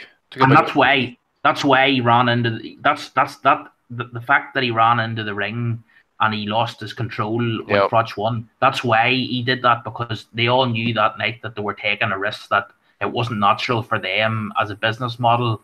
It was totally unnatural for them to do, for Matchroom to do, and that's why they were all so pent up and the reaction was so over the top. Because what about the Linares-Crawler fights? What were they on? I was just going to say that Linares, they were both on normal Sky, I think. Yeah, they were. And he brought Linares over for the first time against Crawler, and then they championed that unnecessary rematch, saying it was close, and it really wasn't. And then Linares was more than happy to come back over and take that Matchroom money once again, an even bigger paycheck, and do an even better job on Anthony Crawler. And then as always, they sent Luke Campbell away from home, and he took even more of that Matchroom money, I think. So I think Linares is quite a fan of Eddie Hearn, to be honest, because he just likes taking huge amounts of money out of that bank account, beating his fighters up. Right, we shall move on. We have a few more questions which we'll deal with shortly. Also, tons and tons of Bellew of the Week. So hopefully we'll get through all of those. Let's have a look at some of the fights coming up next week over in Australia. We've got Dennis Hogan, interesting fight for a couple of WBO baubles against Jimmy Kelly, former world title challenger Jimmy Kelly. Damien Hooper's going in against Renald Quinlan. Remember him fighting Eubank Jr. And also Tim Tszyu is on the undercard, the son of the mighty Costa Tszyu, so we'll keep an eye on him. He's 7-0 at the moment. Tony Yoka, I was wondering why he's in the ring again. I thought he got a year ban, but apparently it's a suspended sentence. He's going in against Cyril Leone next Saturday evening. He could be one to watch in a few years' time. Yoka may be knocking on the door of a title shot. But, Andy, let's get on to the big one, the only one really next weekend, unless I'm gravely overlooking something. Showtime, Leonard Ellaby, Mayweather, all those boys seem to be putting on this Erislandy Lara versus Jarrett Hurd fight. The IBF and WBA super titles are on the line. The super title seems to be on the line all the time these days. And that IBO bullshit belt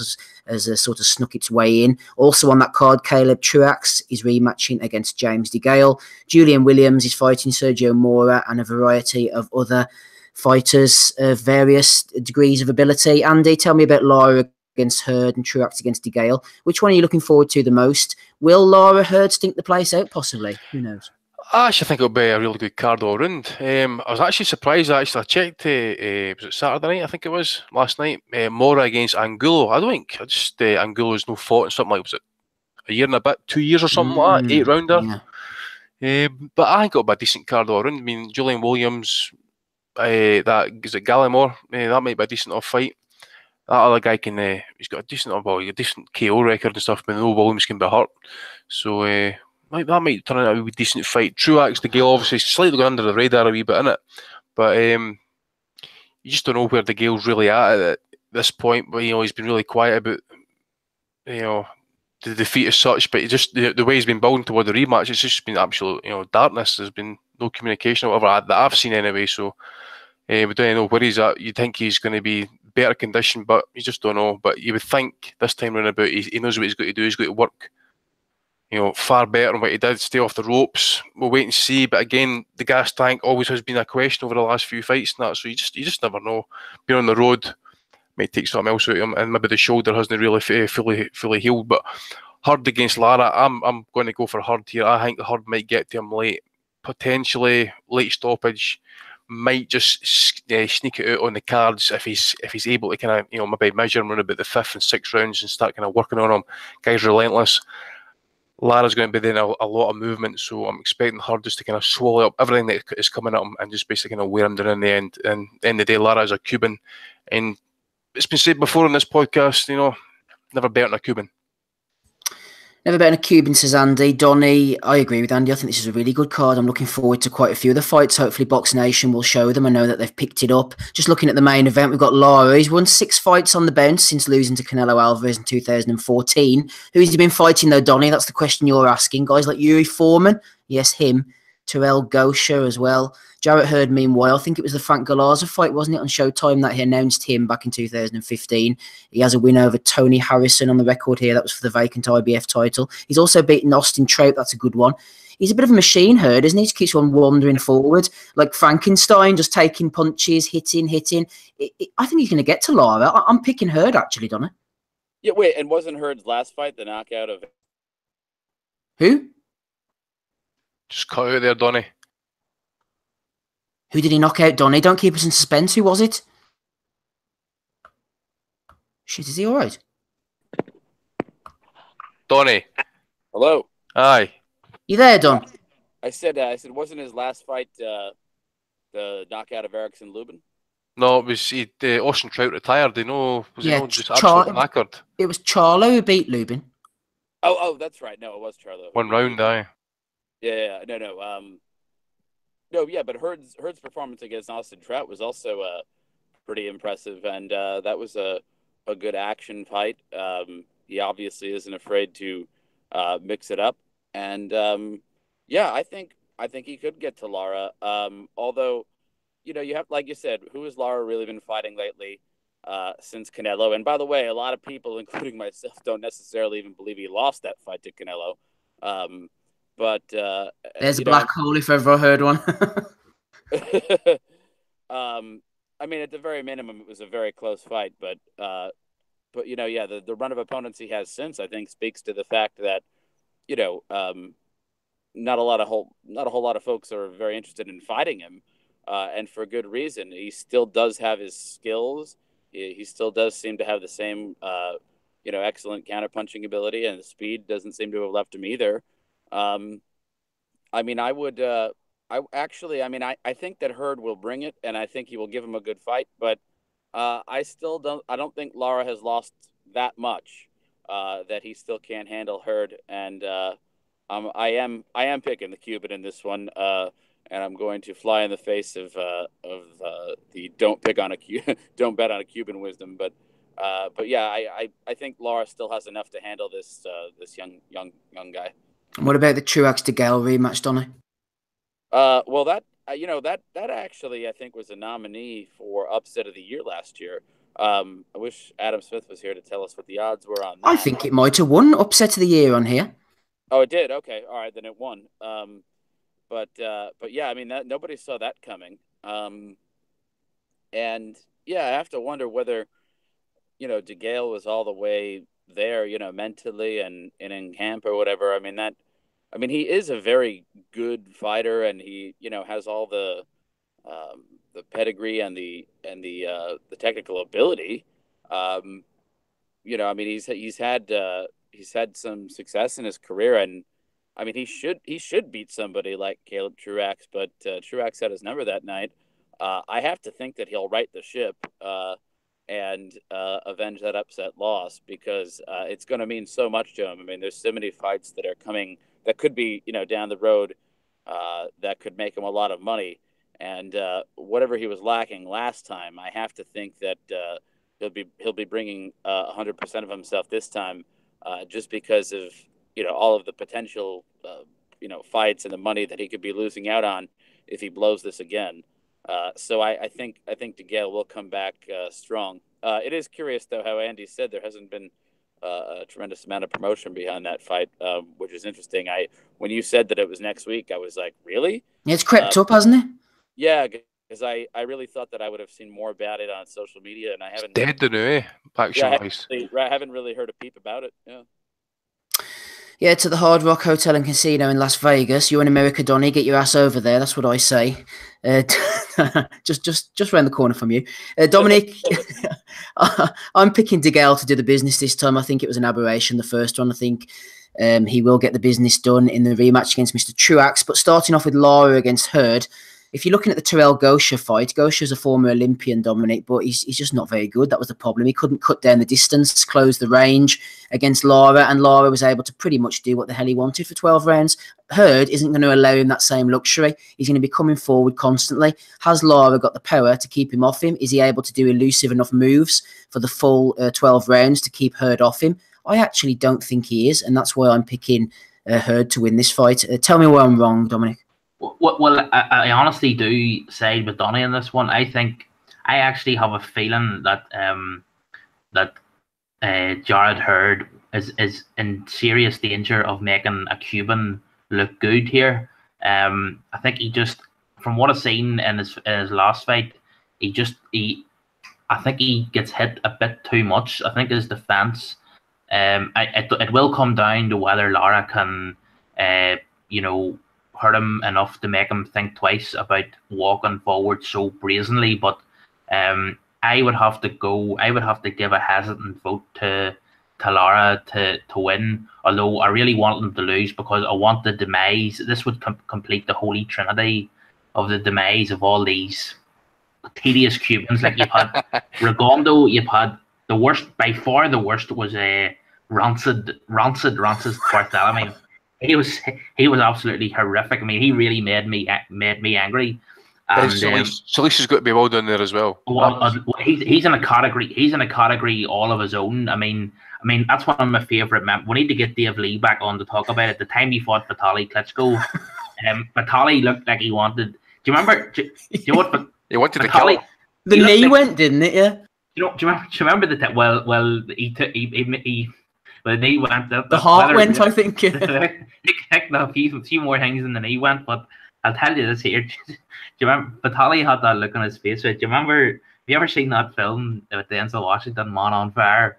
Yes. And there's a line where he breaks into a wee old pensioner's house and he gets this big flipping bazooka and he opens their window and he sort of fires it out onto a cavalcade. And the wee old man says to Denzel before he fires, he says, "In the church they say you have to forgive."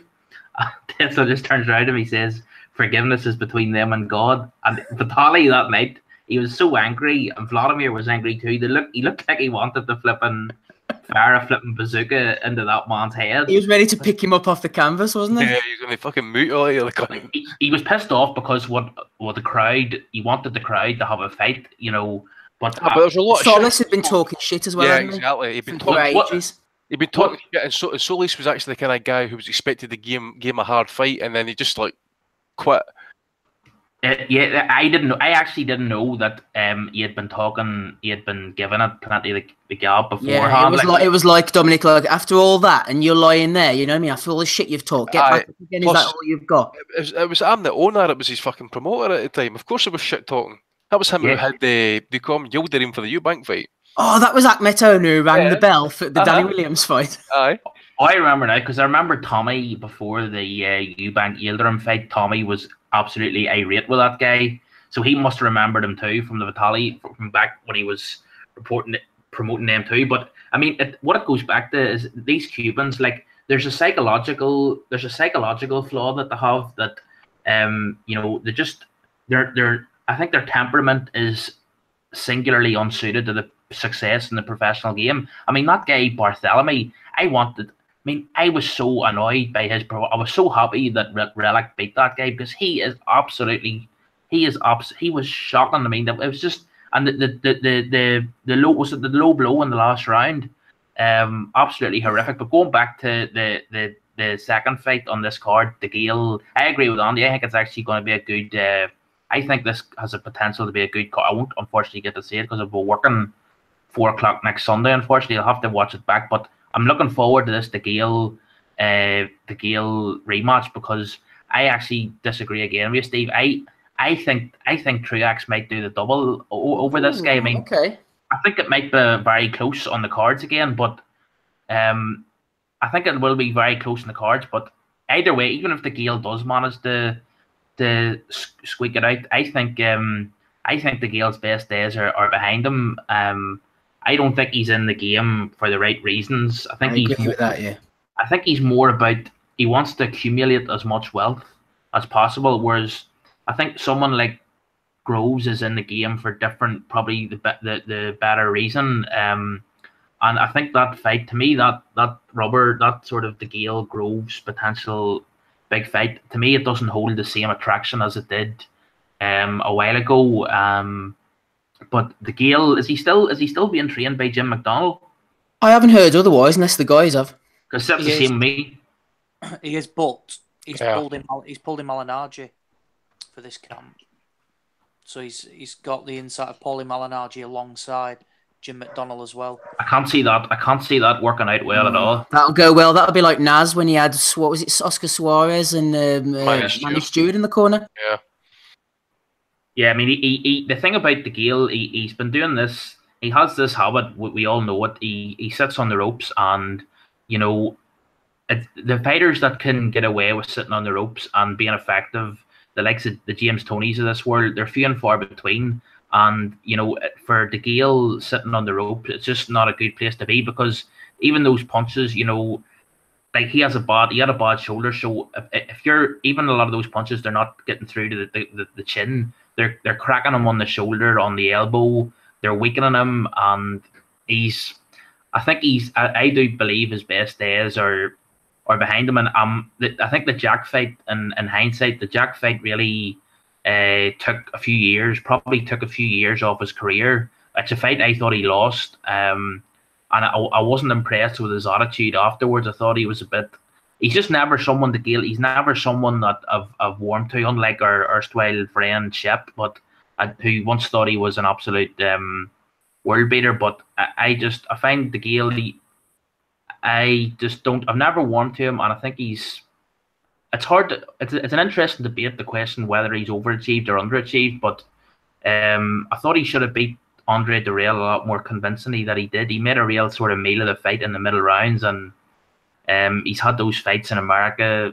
I still think he did the right thing going to America. Mind, I don't believe Eddie's claims that he would have been this massive pay-per-view star if he had stayed in Britain. I think that's just Eddie being bitter at Al Heyman for managing to snare him. He's done that in a few fights, hasn't he? What you said about the Durrell fight, he always finds a way of tightening up a wide fight.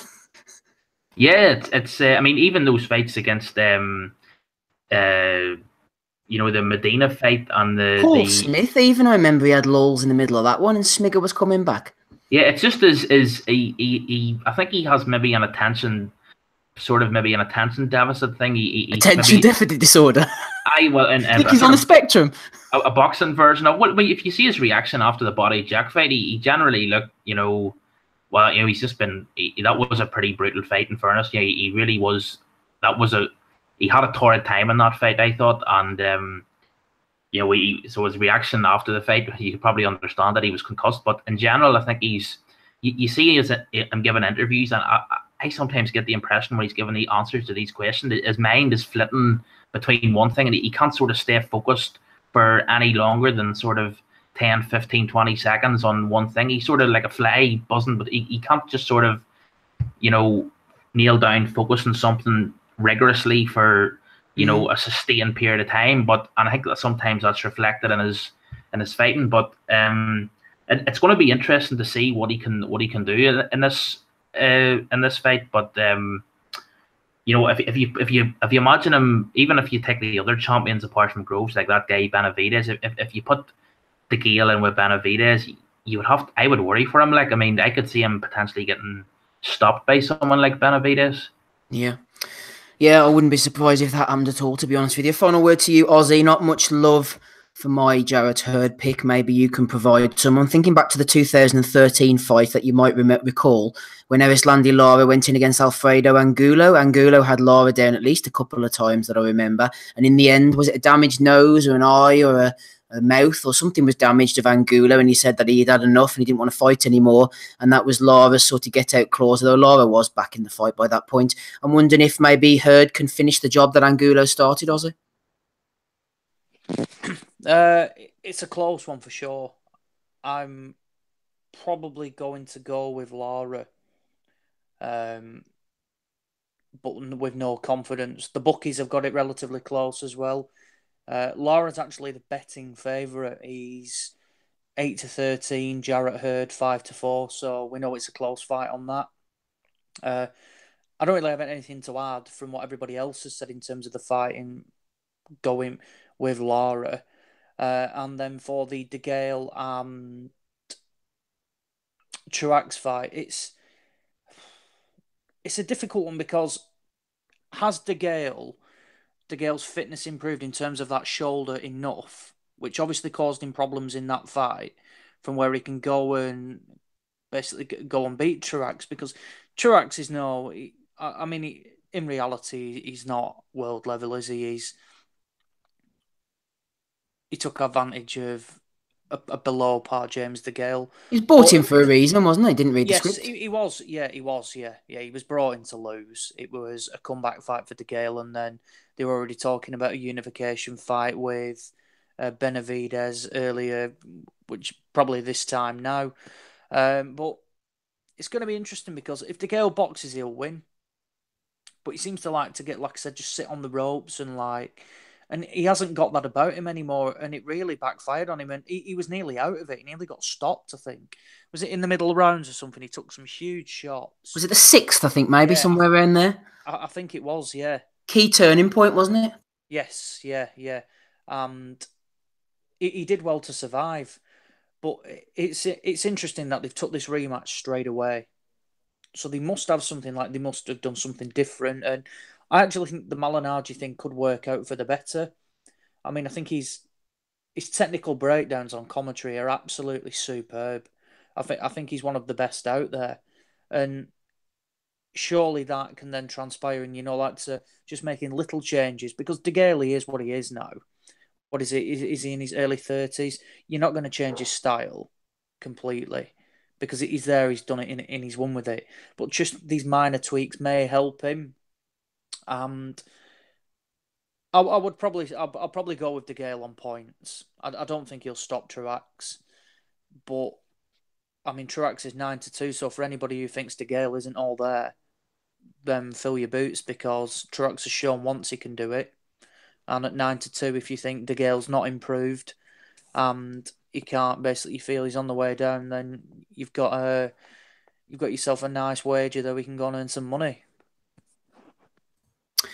Well, let's change tack before we go on to the Belly of the Weeks and finish for the evening. Let's have a quick discussion on the latest comings and goings with this Canelo Triple G thing. Like I said, Ben Thorns was asking for a mini discussion, so we'll give it 5 or 10.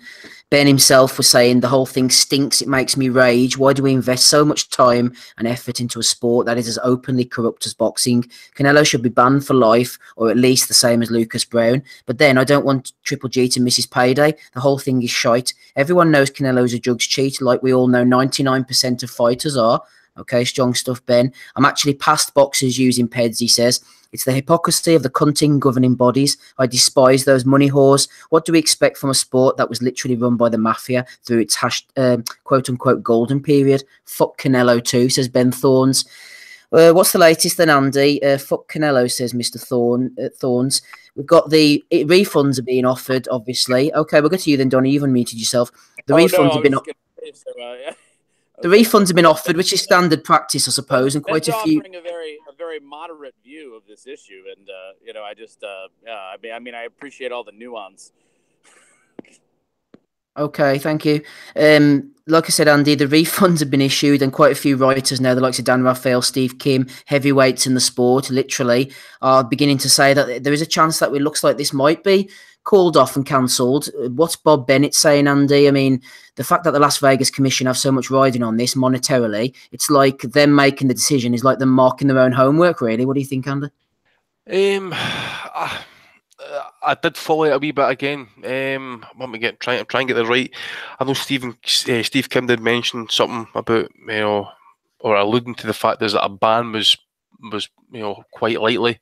I think the hearing was slated on for the 10th of April. That's since been cancelled, and it's going to disciplinary, I think, on the 18th. So you're thinking to yourself, what's that? 3 weeks before the fight?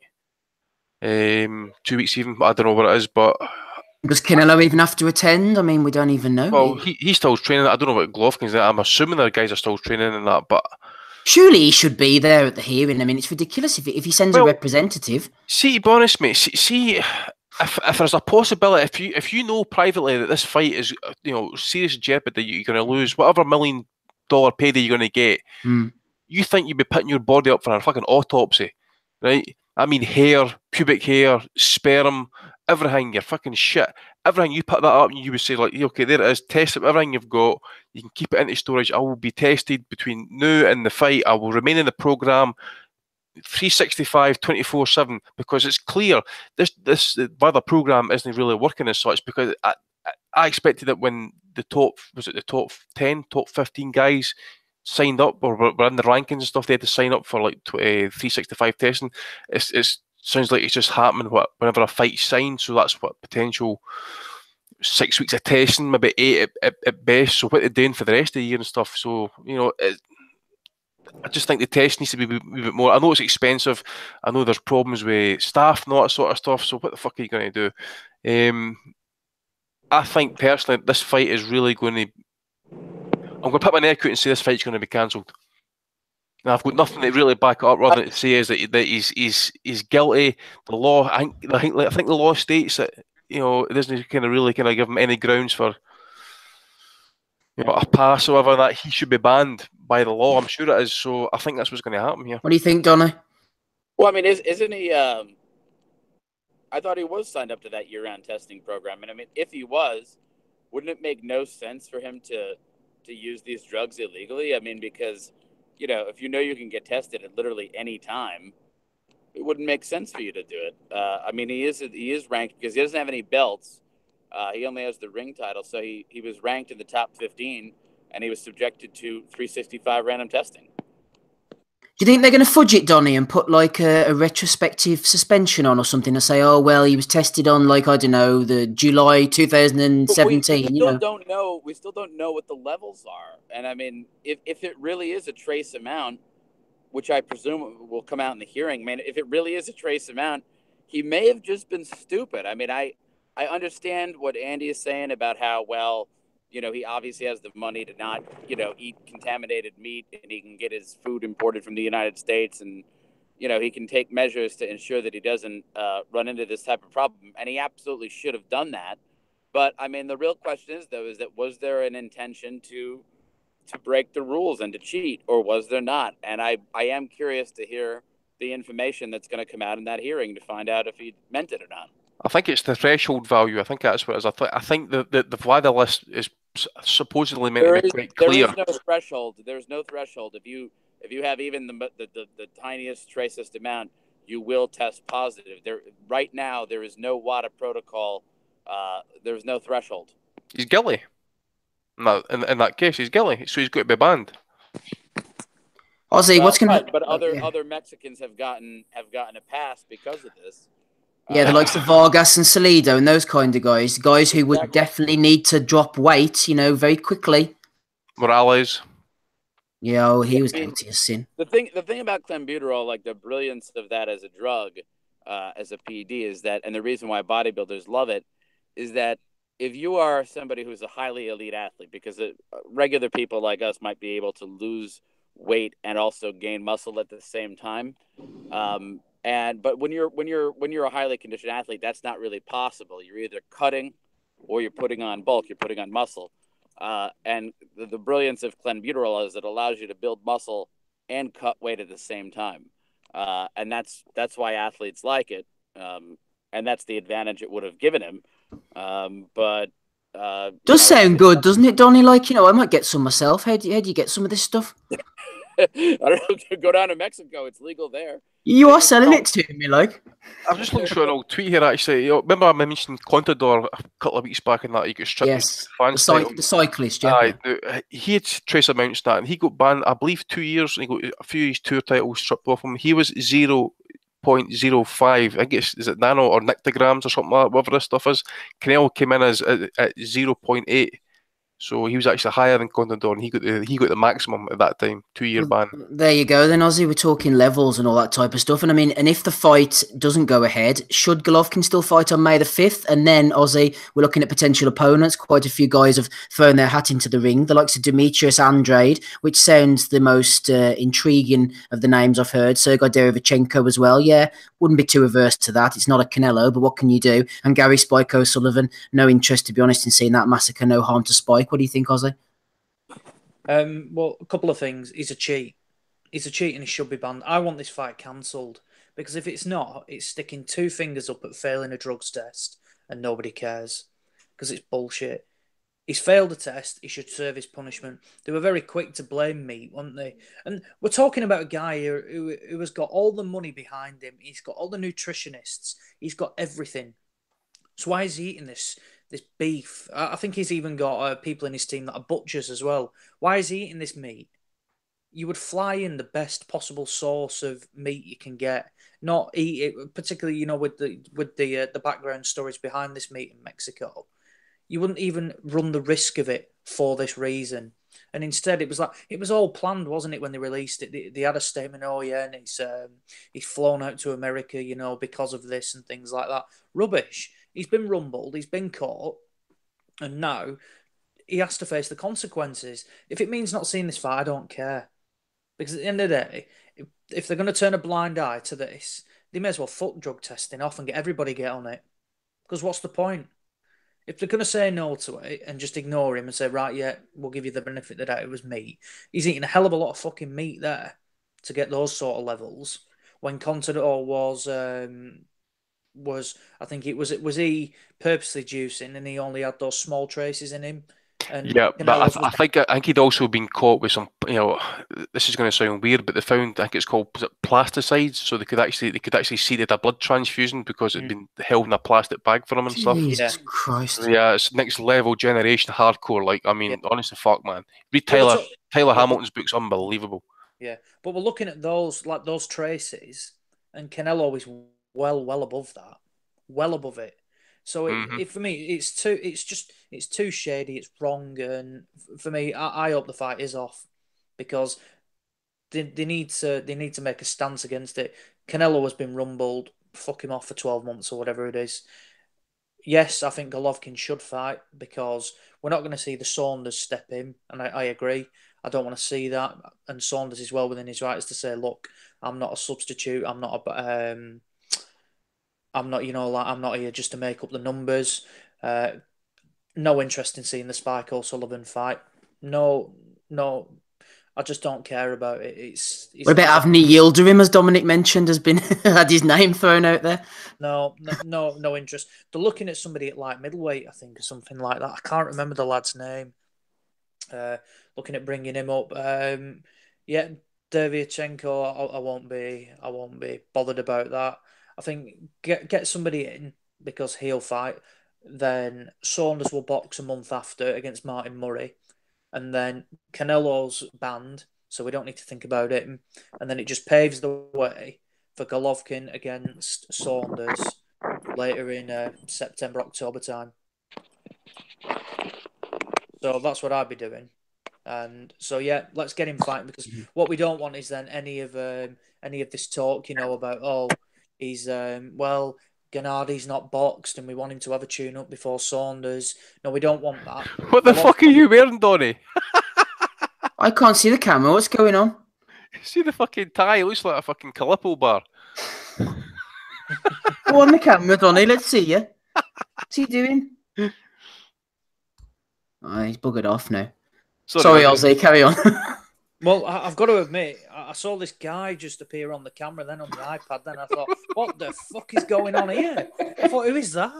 He's going to do magic, man. Look at that tie. Then I realised it. Wait. Thought, is my camera on? Yeah. Oh, we can see you. You're going bald as well, you prick.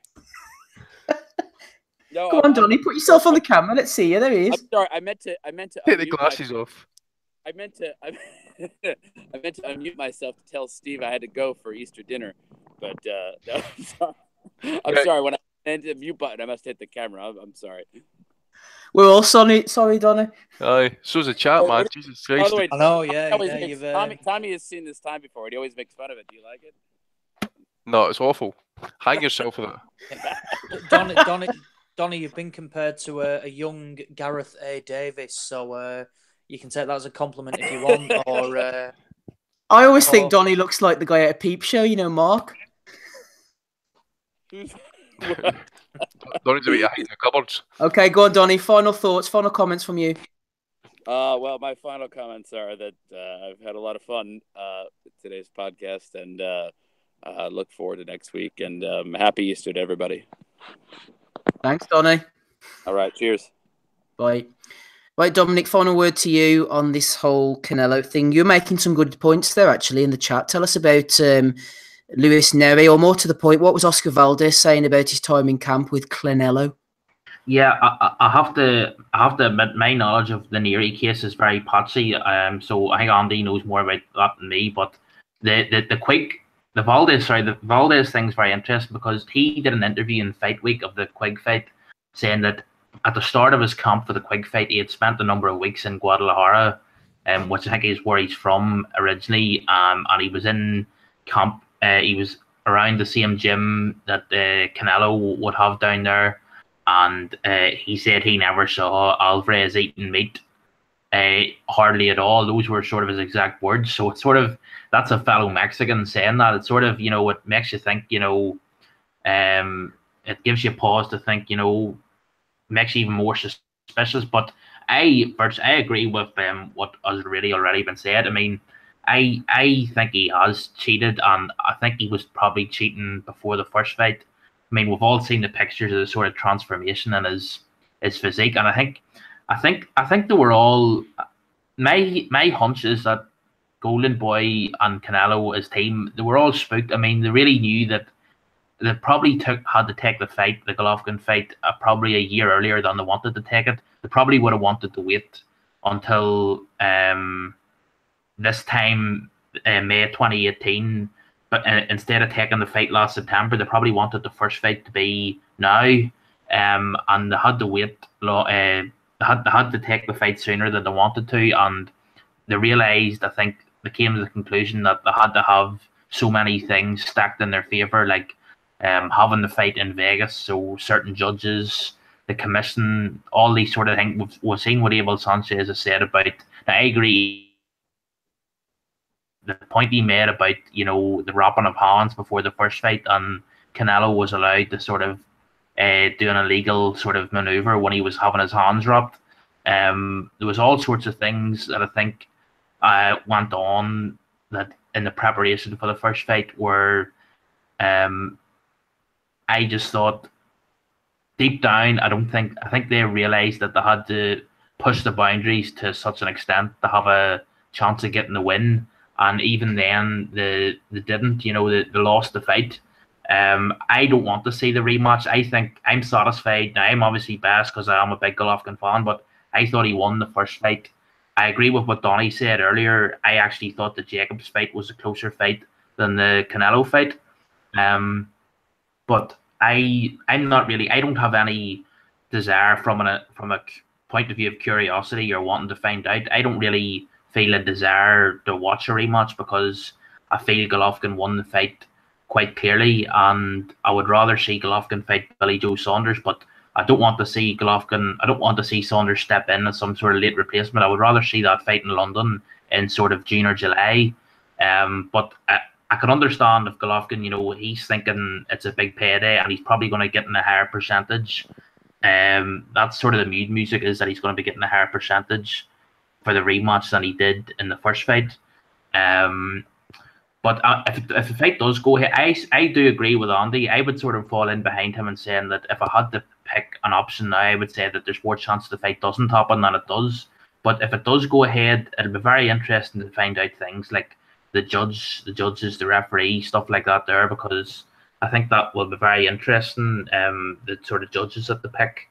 But it's. I mean, it really has taken the. I think there's a lot of people saying, "Oh, this will be the tension around this come fight week. If it goes ahead, it'll make everything more tense and bigger and everything." But to me, it's the opposite. It's cast a cloud over it, and there's no real silver lining. I think it's really, really disappointing, and I just think the bottom line is, my hunch is that Canelo's team, they know deep down that even though Golovkin has passed it now, Golovkin's not the same fighter that he was 3 or 4 years ago, and even this reduced version of Golovkin was too much for him, and that was a Canelo who was probably cheating, who had judges who were probably paid off, and it's really depressing. I find it depressing, but that's all I'll say on it. Yes, hopefully everything will come out in the wash, but I think Golovkin is in a no-lose situation now in the whole thing, and he's happy for the fight to continue, and I can see why. We'll park that there, Ben. Hopefully that's the discussion that you were looking for. And finally, he says, before we go on to the Bellew of the Weeks, Ozzy has reminded me of something that happened during the week. Real sad news, this. Stoke-on-Trent's former British flyweight champion Chris Edwards passed away. He's only 41 years old. Suspected heart attack, I think it is. I was genuinely saddened to see this. I remember Edwards' fights around the sort of 2006, 2007 region. If you look at his record, he ended up with 17 wins, 15 losses and 4 draws. But that doesn't tell the story with this guy at all. He was a staple of the Sky cards around that time that I mentioned. I think Frank Maloney, if you remember him, used to promote the shows that Edwards is on, and he went in against the likes of Dale Robinson, who was a Huddersfield fighter. This was after Edwards had a lot of losses, draws, a few wins. It was a very sketchy career. I think he actually had more losses than wins at this point in 2006 when he went in against Dale Robinson for the English title, beat Robinson, drew with him in the rematch, and then in 2007, he upset the odds, not then though, but looking at it now, 8-0-1, Jamie McDonnell. Chris Edwards beat McDonnell, split decision for the vacant British super flyweight title. He then went on to lose it to Andy Bell, who was a decent fighter back then. He ended up fighting against the likes of Uzi Ahmed, Shini Bayar, Paul Edwards, fought Bayar again, and ended up getting knocked out by Kevin Satchel in 2012. If anybody wants to say anything, feel free, but it's sad to see Edwards going out this way, because he really was, despite what his record says, a solid, very exciting British-level fighter. Anybody want to say any words? It was always exciting to watch. I always remember, I forget what one it was, but remember the Shini Bayar fight's been quite exciting. I might have a copy of one still kicking about somewhere. Always a lot of cuts and headbutts, and it was rough and ready stuff. He's always game, the kid, the guy, Wayne Beloy, Uzi Ahmed and stuff. You know, as you say, I think it was the Maloney show, so it was kind of a lot. It was kind of like in like sports complexes and that type of thing. So no, but he was okay, he didn't have the power, but he's always game, always in the battle. So you got to say that, even though, you know, did you say, Steve, but was it 14 defeats? Was it 15 defeats? 15 defeats, yeah. 15 defeats. He still came back, and he was, you know, again, there was no shame in being whatever level you were at. He came back, won the British title, was it twice? Different weights, the British title, super flyweight and flyweight, I think it was. Yeah, wins over McDonnell, wins over Dale Robinson, as I mentioned. Good fighters at that time. Definitely, mate. Shini Bayar, always remember the guy, was he no for like Mongolia or something? Yeah, like he was. Him and Choi were on the scene at the same time, weren't they? Definitely, Ahmed, that was the wee cocky arsehole that got iced off. That's right, yeah. What's his name? Ashley Sexton. Ashley Sexton, that's his name, aye. Those were the days. Used to get flyweight fights on the Frank Maloney shows back in Sky. You wouldn't see those type of fights anymore, but yeah, RIP Chris Edwards. Right, let's go on to Bellew of the Weeks, and then we shall finish up. What are we, 10:10? Plus last night. We've done quite a lot this weekend, actually. Hope you're enjoying it, everybody. Listening on the chat. Any grief from the chat tonight, Andy? Are they all behaving themselves? I've not been checking, mate. I've been, what was I doing there? I had the Morales against Chavez on there, just watching that in the background while we had some of the hosts on and that, so. Why not? Okay, Bellew of the Weeks. Like I said, it's a stacked one, so please bear with me. First nomination comes from an old Twitter friend who's been banned, Bellew Paco Ali. You might recognise his name. He's joined us over at patreon.com/Boxing Asylum now, and he sent a Bellew of the Week for Big Russ for calling Spencer Fear on a Zoomer and then name-dropping Elliot Setback. Elliot Setback, I like that one. Well done, Russ. So Bellew Paco Ali, he's alive and well, everybody. He's on Patreon. Adil Taha has been nominated by Toby Hines. Great to have a quick chat with Spencer Fear on last night, says Adil. People laughed when he made Larry Holmes comparisons in Fight Week. A wise man. Okay, ideal. We'll take your word for that one. Jarrett MC has nominated Mark Menzies. Going a bit unnoticed, the Price Povetkin fight. It could be huge, especially if Pricey puts in a performance. Oh dear. Joseph Ajayo has been interesting all week. He's a Nigerian gentleman who's a big Anthony Joshua fan. He's been sending some words of encouragement and some words of advice to Joshua.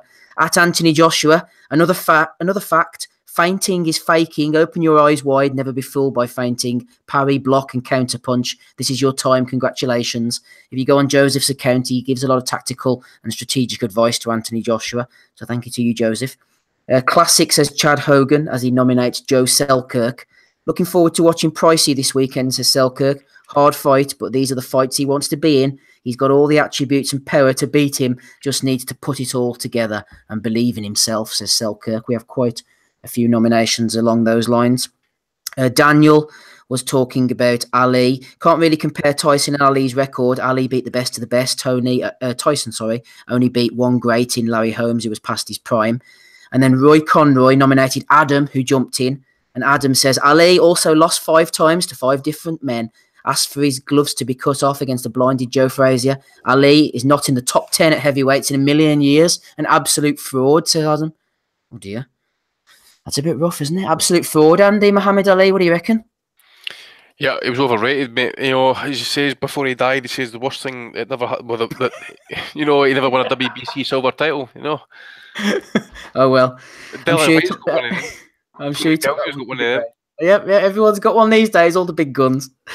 Chad Hogan has nominated David Payne, the boxing writer. David says, I may be unduly harsh on Povetkin due to his past misdemeanours, but I fail to see how a 38-year-old, or whatever he is, convinces folk he remains Tyson light. He's not got much to show of late. I give David Price more of a sniff of the upset on this one. I interviewed Dave just before his news broke, and when I contacted him after the announcement, he said, I'm fucking going for it. And then things took a turn for the bizarre on this one. Big right hook got involved. He said, don't think for a second, David, I didn't read your article straight away. Part of it I actually read out to my bird in bed, but she told me to shut up and go to sleep. I read Price's bits in his voice because I do a good impression of him. I should have went to sleep like. Chad Hogan nominated that one. I don't know where they're finding these people, but it's truly, truly bizarre. Chad has nominated Adam again.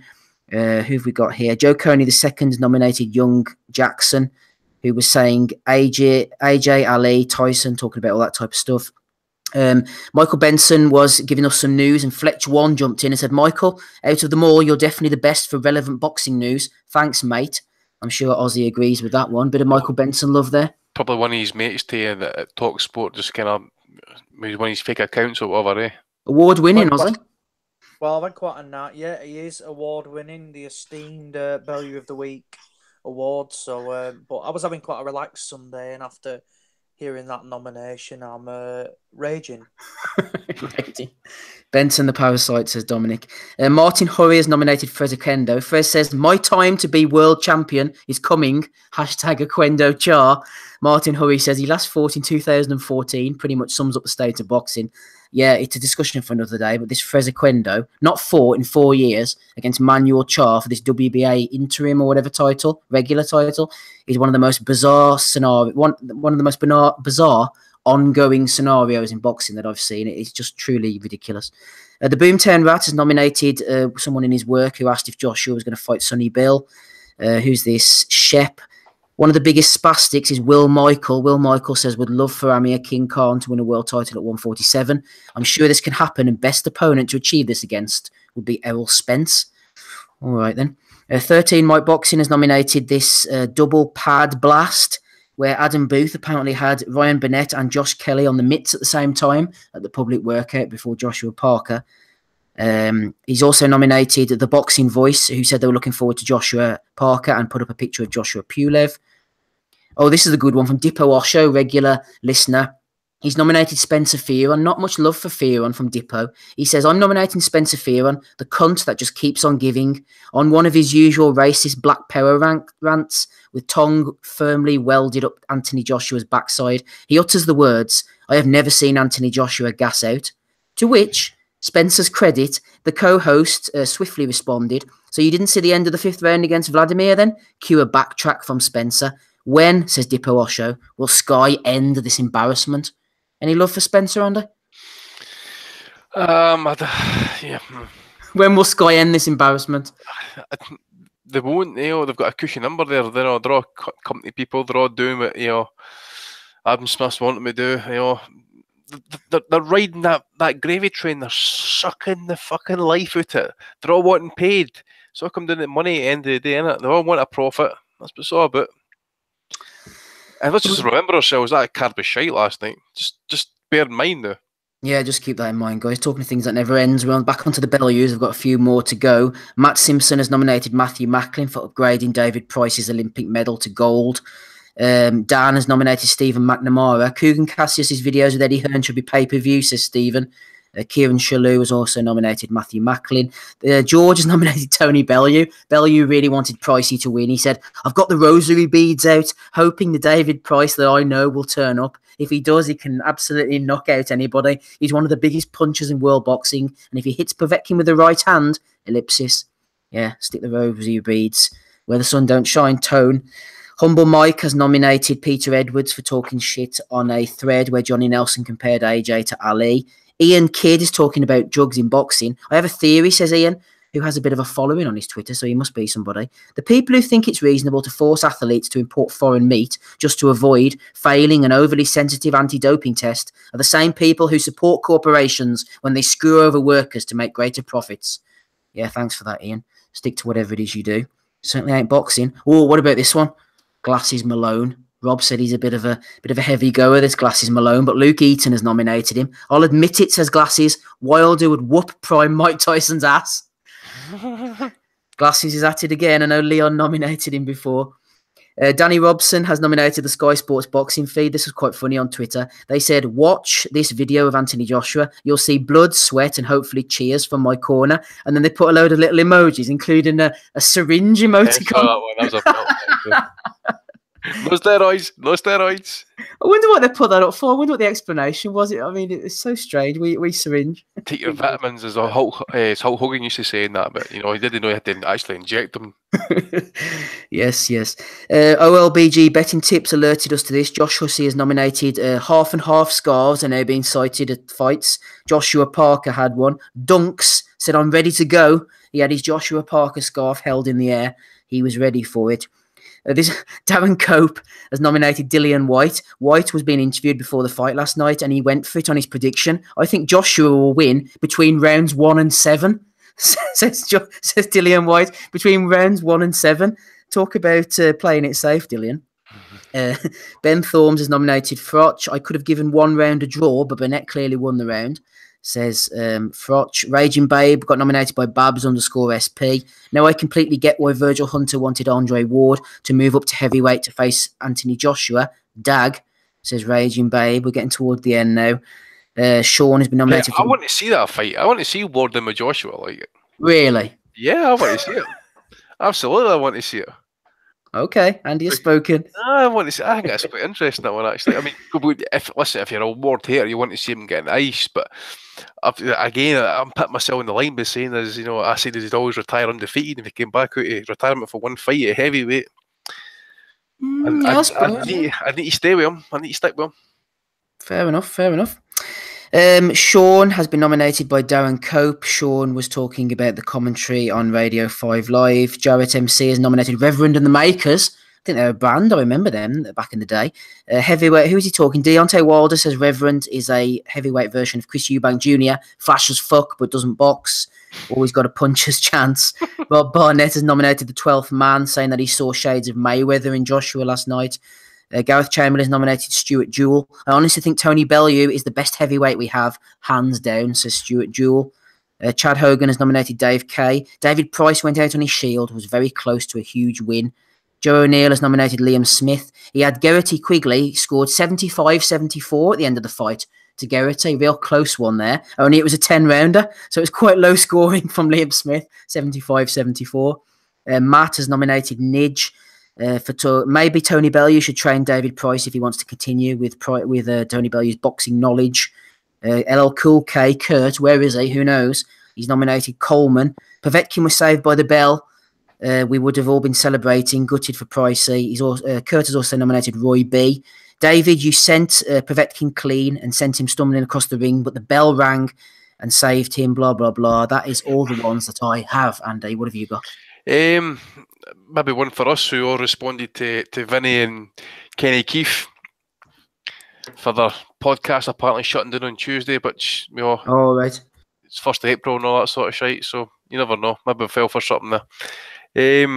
Hopefully it's not true though. Adam Booth on IFL saying he's disgusted by drugs cheats, and then he welcomes back Kid Galahad. Sky Sports for having the Hearn versus Wiggins promoters go off. Did anybody watch it? I never watched a second. Please tell me it was shit. What was it, Andy? I don't even know. Like, you know how they've got like the face off between, like, say, across the table for each other with the fighters. Yes. So they had the two promoters sitting with that Anna Woolhouse fucking promoting it.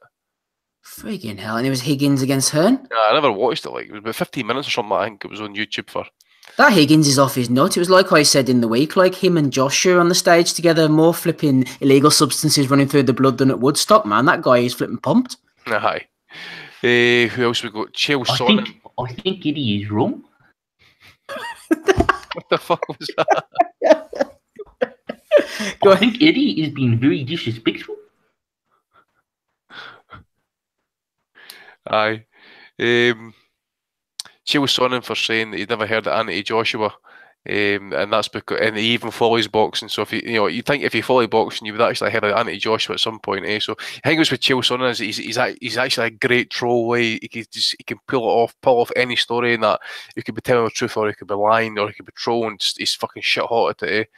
Who else have I got? There was one other one. Michael Benson, Lafif. Ozzy, you'll love this one, mate. I think he recently did issued the top 10 heavyweights in the world. Guess who was number 5? Don't tell me he's put Dillian White. Tony Bellew. Oh. So I'll give him. So he's got Joshua naturally at number 1, right? This is obviously before last night's fight. So you got Joshua 1, Wilder 2, Parker 3, Ortiz 4, Bellew 5, White 6, Povetkin 7, Briswell 8, Miller 9, and add that Adam Kawatney number 10. That's just to be pure hipster there, And that's yes. all. Oh, yep. Sorry, is that all you've got? Okay. Anybody else want to nominate any Aussie? Yeah, I've got a couple. So let me just find So one's for Carl Froch. As I say, he said David Price was very silly for having a no guard against Alexander Povetkin. I agree with the point, as long as David Price wasn't out cold on his feet and he had no idea what he was doing. So I think it's a bit harsh to say he was silly. Again, just highlighting his ineptness as a commentator. And then one that came out today for the main man, Tony Bellew, after it was from @Sav_Bradley on Twitter. Throwback to when Tony Bellew offered me coke on my 18th birthday. Cheering you on, babes. So this is Tony Bellew who is I'm against drugs and everything like that, and he's trying to farm off drugs on other people as well. So this charade that Tony Bellew has got looks like it's coming down if any more tweets like that are revealed. She's since made her account private. So it obviously means Bellew and his heavies have been involved, saying take it down. And apparently Bellew put some tweets public by accident and had to delete them. So we've got that one. And I think I may have one more.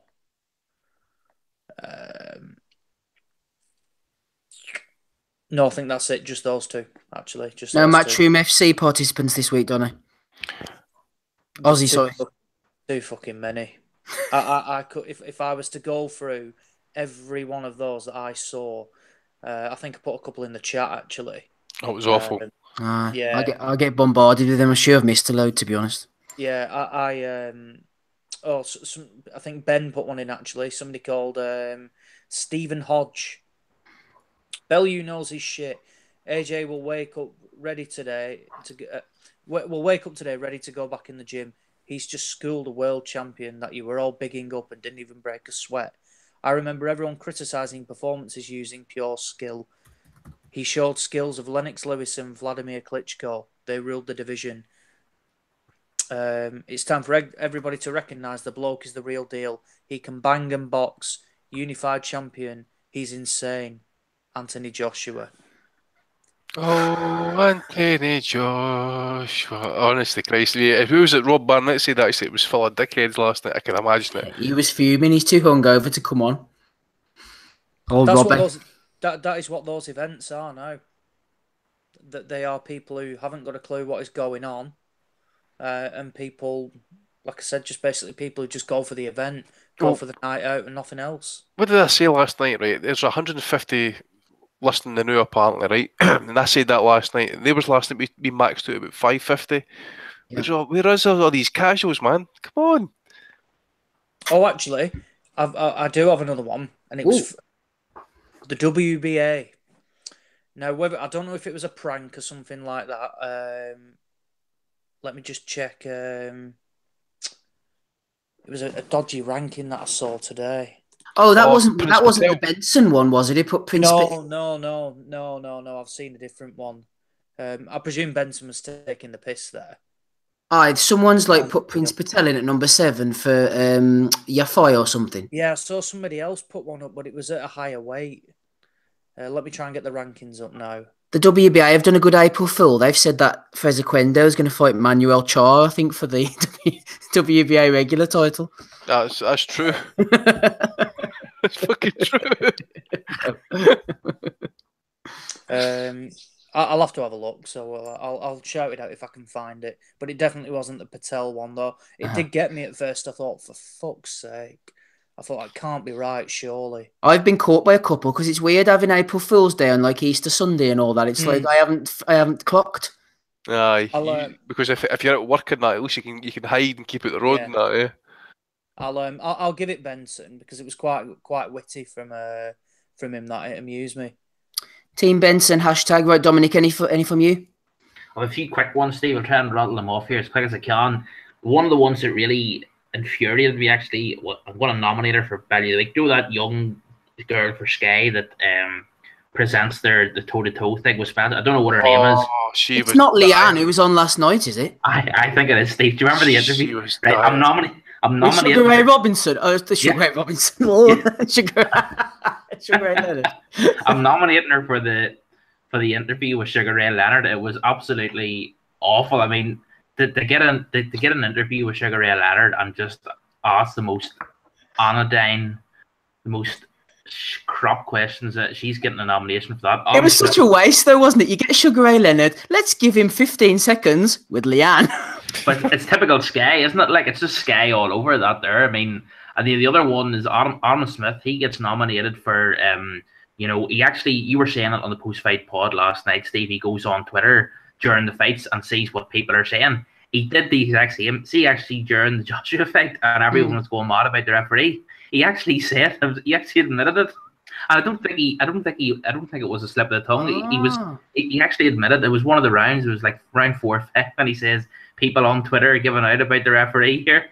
Oh, right, okay. So he's getting that. Feeds Frotch lines, doesn't he? Because did you hear him in the end of the Burnett fight? What do you think about his chances in the bantamweight division? And Frotch was struggling, and then he suddenly started reeling off the names for him. Oh, it's just you can see what he's doing with Frotch. They need to just hook Frotch, but that's another discussion. The other one here, there's a guy on Twitter, right? I don't know what he's Be Real TV. He's one of the biggest casuals going. Oh yeah, we've had him on before. Yeah. And he's Brian King has retweeted this a few hours ago, and this is the tweet, right? Khan and Brook really need to ride off his Anthony Joshua wave. One win from Khan and then a massive showdown in Wembley. A loss on either side finishes the magic of that matchup at this stage. Finished a long time ago as far as I was concerned.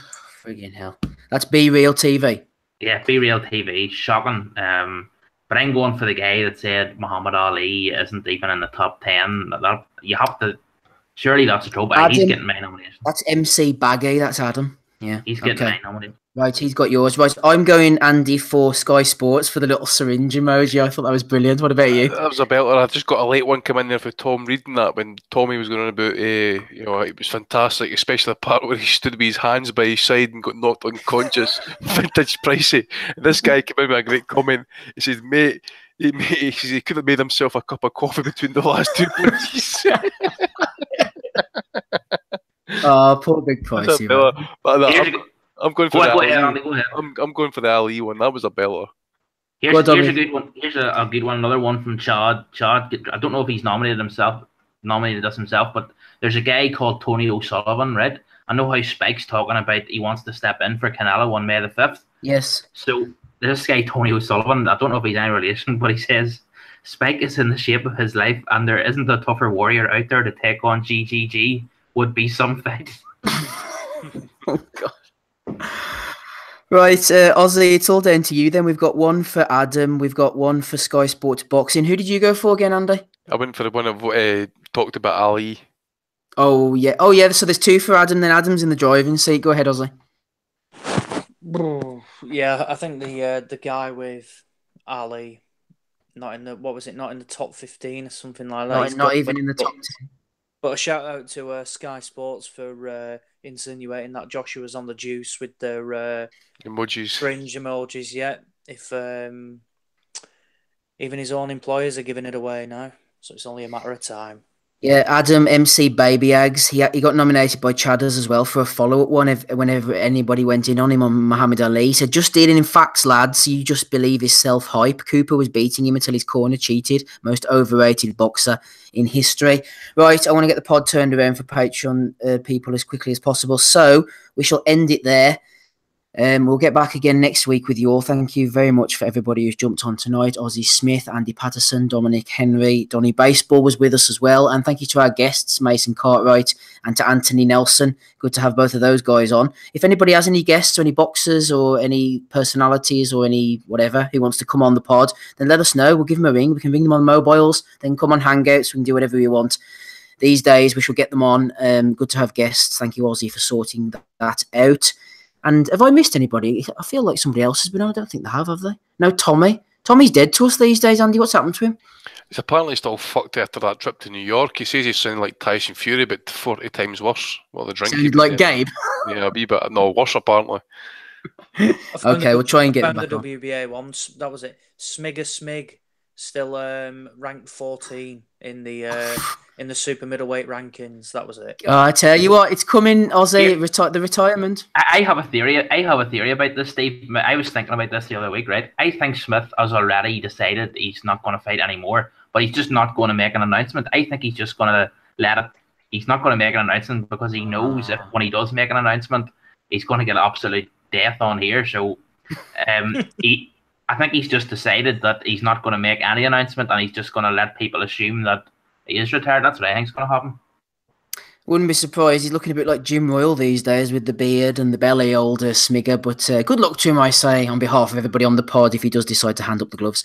Let's get out of here then. Don't forget to go and subscribe on YouTube and also on iTunes if you can, please. And then it bumps us up the rankings. And I've been Steve Wellings. Thank you for joining us. We shall speak to you all next week. Bye.